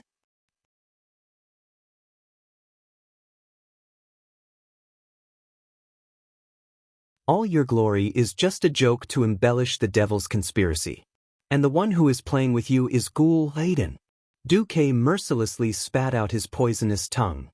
Have you thought it through? Since you've thought it through, then scram. Orcs, go back to your world. Ghoul Dan. Orgrim waved his warhammer as he roared at the sky. I will use this to kill you. I will see you pay the price for your betrayal. When Orgrim shouted, there were a few in the Alliance who thought that they would not have to fight in the future. They were too naive. However, the Horde has no other choice. We will punish the traitors. But the orcs must continue to multiply. So, your world, we're definitely taking it. Duque's expression changed. Orgrim took a deep breath and tried to calm himself down. I will lead my clan south. We will clear out the obstacles along the way and make sure that the road is clear. Once we deal with Ghoul, Dan, we will return. When that time comes, it will be the end of the alliance. While he doubted if his words would come true, and they were lucky to catch Lord Darren off guard this time, it would not happen a second time. But Orgrim had to say it. Even if they lost, they could not lose. They could not lose in terms of momentum. Since their goal was to destroy the other side, there was no need for peace, and there was no need to show weakness. Duque narrowed his eyes and said coldly, there is no need to wait for the future. Today, I want all of you to die here. Duque waved his hand. With the self-destructing demon spirit as the vanguard, the Alliance's army attacked again. But at this moment, the Horde had a clear goal, to break through. Even if Aurelia and the other rangers rained arrows on the Horde, and Marion and the other mages kept releasing magic attacks, the effect was limited. Every time they almost caught up to the Horde's formation, a small tribe would bring hundreds of people back and fight to the death. The Silver Hand led by Tyrion Fordring was, after all, only a group of city guards who could barely ride on horseback. They were trash in terms of combat power. After the Horde paid the price of 5,000 lives, Orgrim led his army back into the Alterac Mountains. Orgrim retreated, but Duque was not happy at all. Because he knew what the Horde had sent to save them. On the western battlefield, the battle was still fierce. At this moment, Cudrin Wildhammer suddenly felt something flying towards him from the sky. He glanced at it and saw a black shadow flying down from the clouds above his head. At first, he thought that it was a warrior who came to report to him about the battle, but he immediately felt that the way this guy flew was not like a griffin. There were even more black shadows coming from the southeast. It seemed like they came from Lake Lordamere, and they were probably flying at a higher altitude than them. But what were those things? But as the black shadows approached at high speed, they became bigger and bigger, to the point that they covered his vision. In the name of AI Ruefing, Cudrin muttered to himself. He was completely intimidated by the largest among them. It had a slender body, a long tail and neck, and huge wings that occasionally flapped and extended high into the sky. Only one flying creature could have such a huge body. As the last of the clouds dispersed, the sun shone on them. The creature's body shone with a red light and was covered with dark red scales. Cudrin knew that his judgment was correct. It was a dragon. Cudrin's kill count had already reached double digits, but this one was completely different. Because if his eyes weren't playing tricks on him, this was an ancient colossal dragon whose size was comparable to the 5 great dragon kings. It was definitely over 10,000 years old. You're tuning in to the Wang Lin's Journey YouTube channel. Don't forget to subscribe and join us on this journey to catch the most captivating stories.